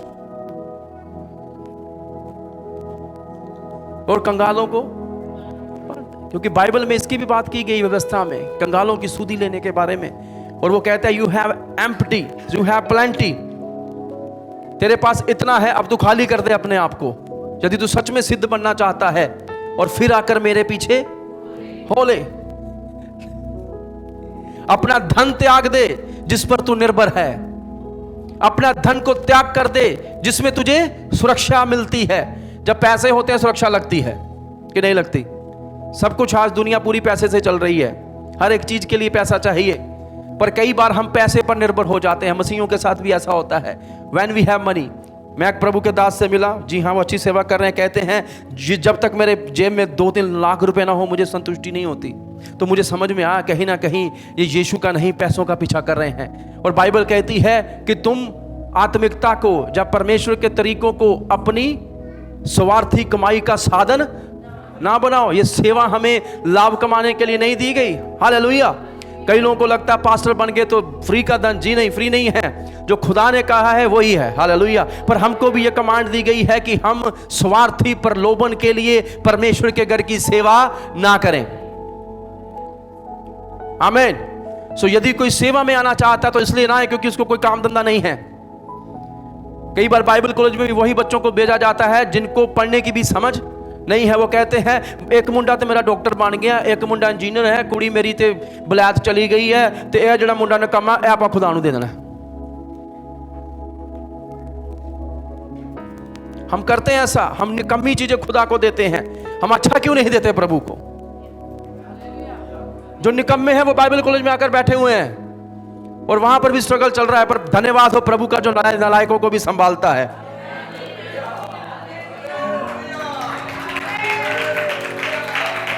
यही गवाहियां सुनने को मिलती है वहां पर। मैंने कई गवाहियां सुनी, हाँ जी आप बाइबल कॉलेज में क्यों है? कहते +2 फेल हो गया सी, फिर डैडी ने क्या चल तू बाइबल कॉलेज चल जा, कि की पता उत्थे तेरे ते कोई कृपा हो जाए। हम अपने बच्चों को भेज देते हैं कि नहीं इंजीनियर बनने के लिए लोन भी उठा लेंगे, पर कितने हैं जो बाइबल कॉलेज भेजेंगे लोन उठाकर? वहां मैंने देखा अमीर लोग भी आते हैं पढ़ने के लिए, पर फिर भी वहां डिस्काउंट मांगते हैं। महंगाई बढ़ा, कहते महंगाई बढ़ा। महंगाई भी तो महंगा है। जहां पर खुदा का कलाम सिखाया जाता है वो महंगा ही होना चाहिए। आमीन। और हमने शिष्यता को सस्ती कर दिया है। हम पहले यही पूछते हैं आन जान का किराया मिलेगा तो आ जाएंगे। और मैं दुबई गया था, वहां पर भी यही सब चल रहा है। प्रभु माफ करे, हालेलुया। पर वहां पर चलो जो गरीब हैं आप उनको तो आने जाने की सुविधा दे रहे हैं, अमीर भी बैठ कर आ रहे हैं कि गाड़ी भेजिए तो हम आ जाएंगे। और वहां सबसे पहली विडंबना यही है। पर प्रभु के दास कहते हैं चलो कोई बात नहीं, हम लेने भेज देंगे, कम से कम ये खुदा का कलाम सुनकर बच जाएं। पर मैंने उनको ये प्रोत्साहित किया, मैंने कहा अब तो आप बच चुके हैं, पर यदि आपकी क्षमता में है कलीसिया पर बोझ ना डालें, आप अपना बोझ स्वयं उठाएं। आपने प्रभु के घर का बोझ उठाना है कि उसको और बोझित कर देना है? हम यहां पर बोझ उठाने के लिए बुलाए गए हैं। हालेलुया। और इसलिए मैं दुआ करता हूं प्रभु मेरे कंधों को और मजबूत कर। हालेलुया। बाइबल में एक नबी हुआ जिसका नाम एमस है, आमोस। उसका अर्थ यही है बर्डन बेरर, बोझ उठाने वाला। मुझे बड़ा प्रोफेटिक लगता है ना, प्रेज द लॉर्ड। और यहां पर हम देखते हैं प्रभु ने कहा सब कुछ बेचकर मेरे पीछे, परंतु वह जवान ये बात सुन उदास होकर चला गया कि मैं प्रभु यीशु का पीछा फरारी लेके नहीं कर सकता, क्योंकि वो बहुत धनी था। अब ये नहीं है कि परमेश्वर यही नहीं चाहते कि हम धनी ना हो, ध्यान से सुनिएगा। अब ऐसा भी नहीं है कि एक धनी मनुष्य प्रभु का पीछा नहीं कर सकता। आज संसार के जो सबसे बड़े धनवानी लोग हैं वो मसीही हैं, वो प्रभु का पीछा करते हैं अपने धन के साथ भी, पर उनका भरोसा धन पर नहीं है, उनका भरोसा प्रभु पर है। वो प्रभु पर निर्भर रहते हैं, उनकी सुरक्षा प्रभु में है, उनकी सुरक्षा खुदा की ओर से आती है। आमीन। हमें बुरे समय की भी तैयारी करनी है, कलाम ये भी सिखाता है, बाकी सिद्धांतों को भी ना छोड़िएगा, पर हम उन चीजों पर निर्भर ना हो जाएं। सुरक्षा पैसा नहीं, प्रभु देता है। आमीन। मैंने देखा कुछ लोगों के पास पैसे थे, उनका इलाज फिर भी नहीं हुआ। मैंने देखा कुछ लोगों के पास पैसे थे, उनके काम फिर भी नहीं बने। आमीन। और मैंने ये भी देखा कुछ लोगों के पास पैसे थे भी नहीं, फिर भी उनके काम बन गए। Praise the Lord. क्योंकि खुदा का फजल उनके ऊपर था। मैंने ऐसे भी लोग देखे हैं जो बिना पैसे खर्च के पूरा संसार घूम कर आए हैं यीशु मसीह के नाम में। Hallelujah. So God has wonderful plans.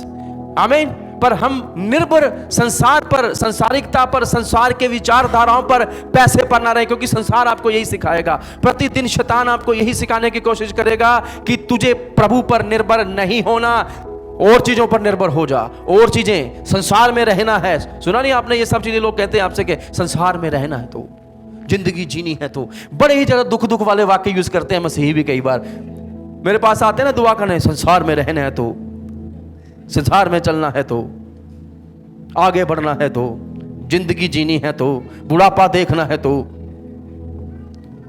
उल्टा हमें यह कहना चाहिए प्रभु में है तो, कलाम में लिखा है तो, साथ चलना है तो, दर्शन पूरा करना है तो, स्वर्ग पहुंचना है तो, दाहिने बैठना है तो।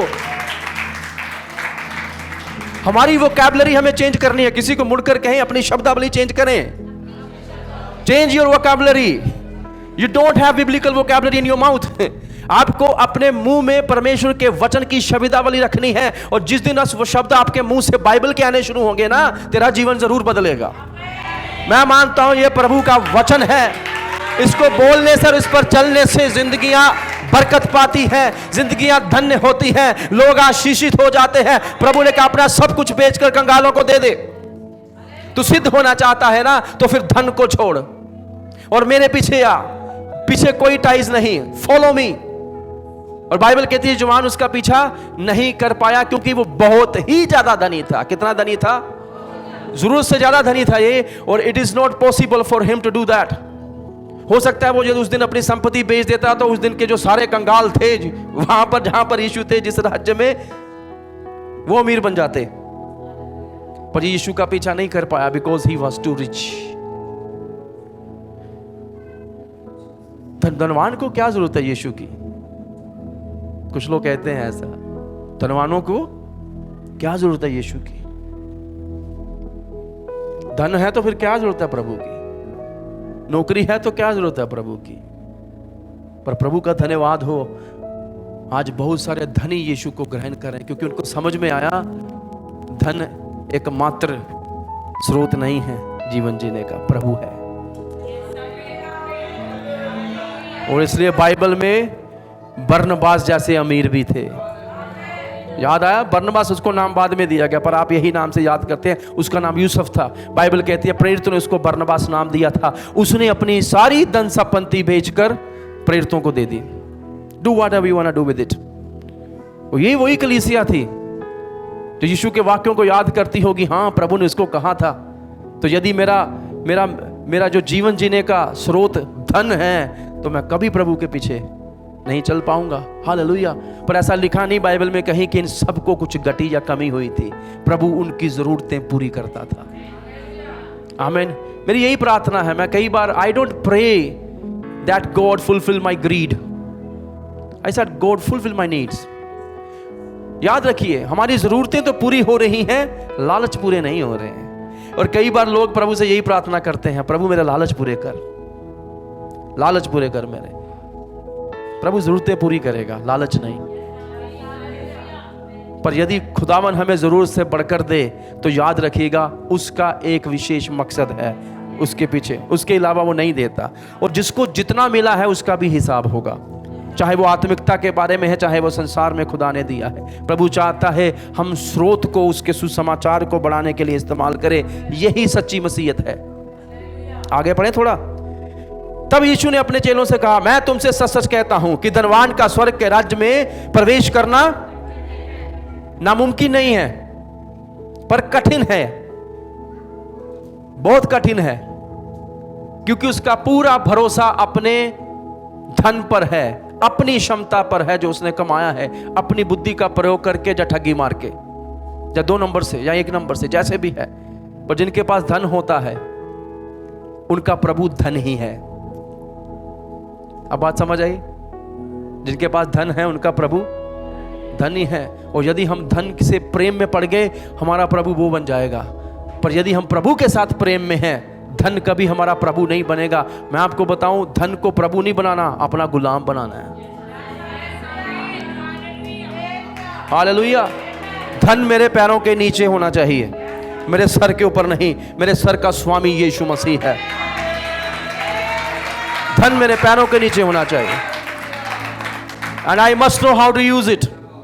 अब मसीहियों की एक दिक्कत है, पता है, खासकर हमारे इन एरियाज में, we Christian we don't know how to use money for the glory of God. हम मसीहियों को पता ही नहीं है प्रभु की महिमा के लिए धन इस्तेमाल कैसे करना है, और ना ही ये पता है कि इसको संभालना कैसे है। आप मेरे लिए प्रार्थना करिएगा, आने वाले समय में खुदा ने चाहा मैं आपको जरूर सिखाऊंगा how to manage your money for divine purposes, ताकि आपका घर भी अच्छे से चले। और उसमें मैं सारी चीजें आपको सिखाऊंगा जो मैंने खुदा से सीखी हैं। और मैं आपको बताऊं, ये संसार के जो पुत्र हैं, इनके पास, कईयों के पास हमसे ज्यादा ज्ञान है, कलाम कहता है। तो फिर परमेश्वर के लोगों के पास उनसे ज्यादा ज्ञान होना चाहिए। We must have that mind. I will teach you that.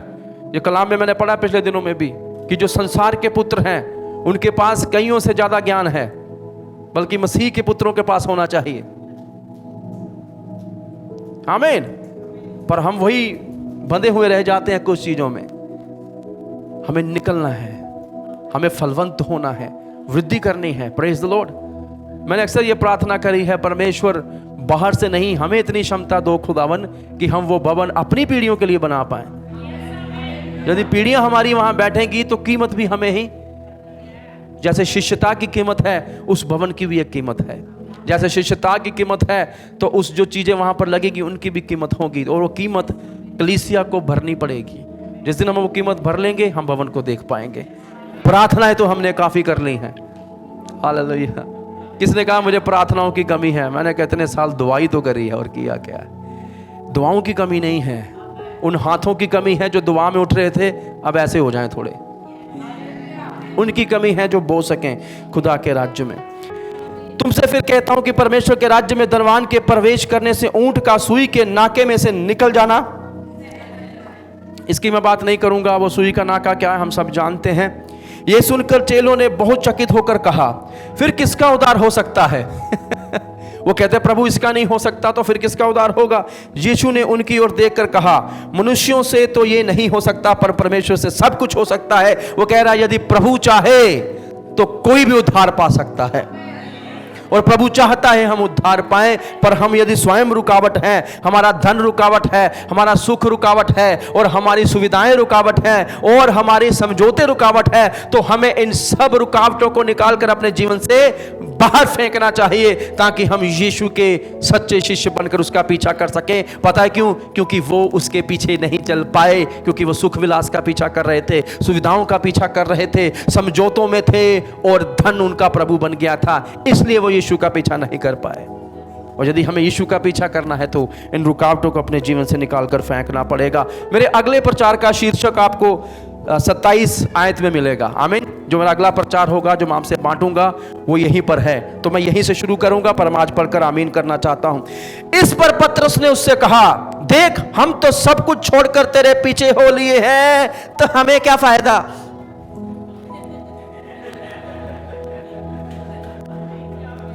तो हमें क्या मिलेगा? प्रभु का वचन पढ़े जाने सुने जाने पर आशीष हो। हालेलुया।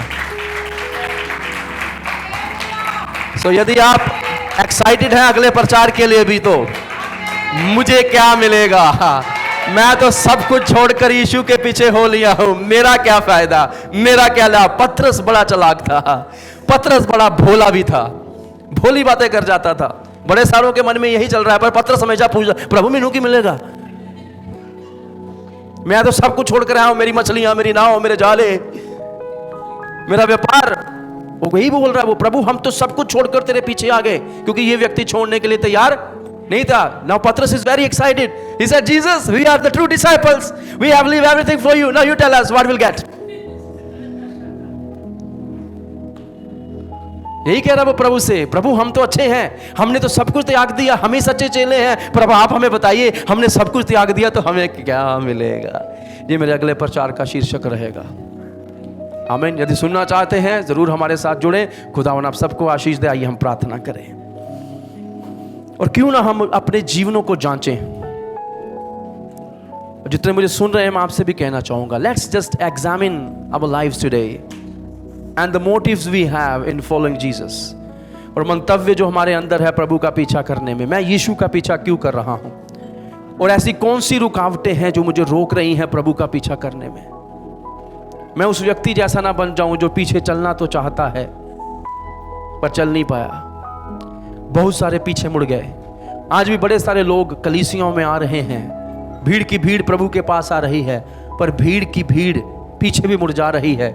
जब उनको यीशु के पीछे चलने के मायने मालूम होते हैं तो रुकावटें आती हैं। और यदि आज हमारे जीवन में कोई भी ऐसी रुकावट है अजीजों, चाहे वो कंफर्ट्स हैं लाइफ के, ऐसा नहीं प्रभु सुख नहीं देता, वो अपार सुख देता है अपने खोजने वालों को, पर सुख हमारी प्राथमिकता ना बने।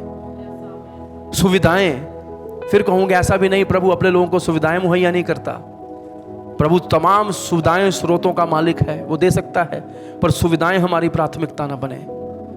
समझौते, पिछला जीवन, टाइल्स, हम समझौता करना त्यागें। किसी भी चीज का समझौता, यदि प्रभु के पीछे चलने में कुछ भी रुकावट आपको आ रही है किसी भी जगह से, समझौता ना करें, त्याग दें, प्रभु के साथ बढ़ें, क्योंकि आप शिष्य होने के लिए बुलाए गए हैं। चौथी और अंतिम बात, प्रभु का स्थान कोई ना ले, चाहे वो धन ही क्यों ना हो।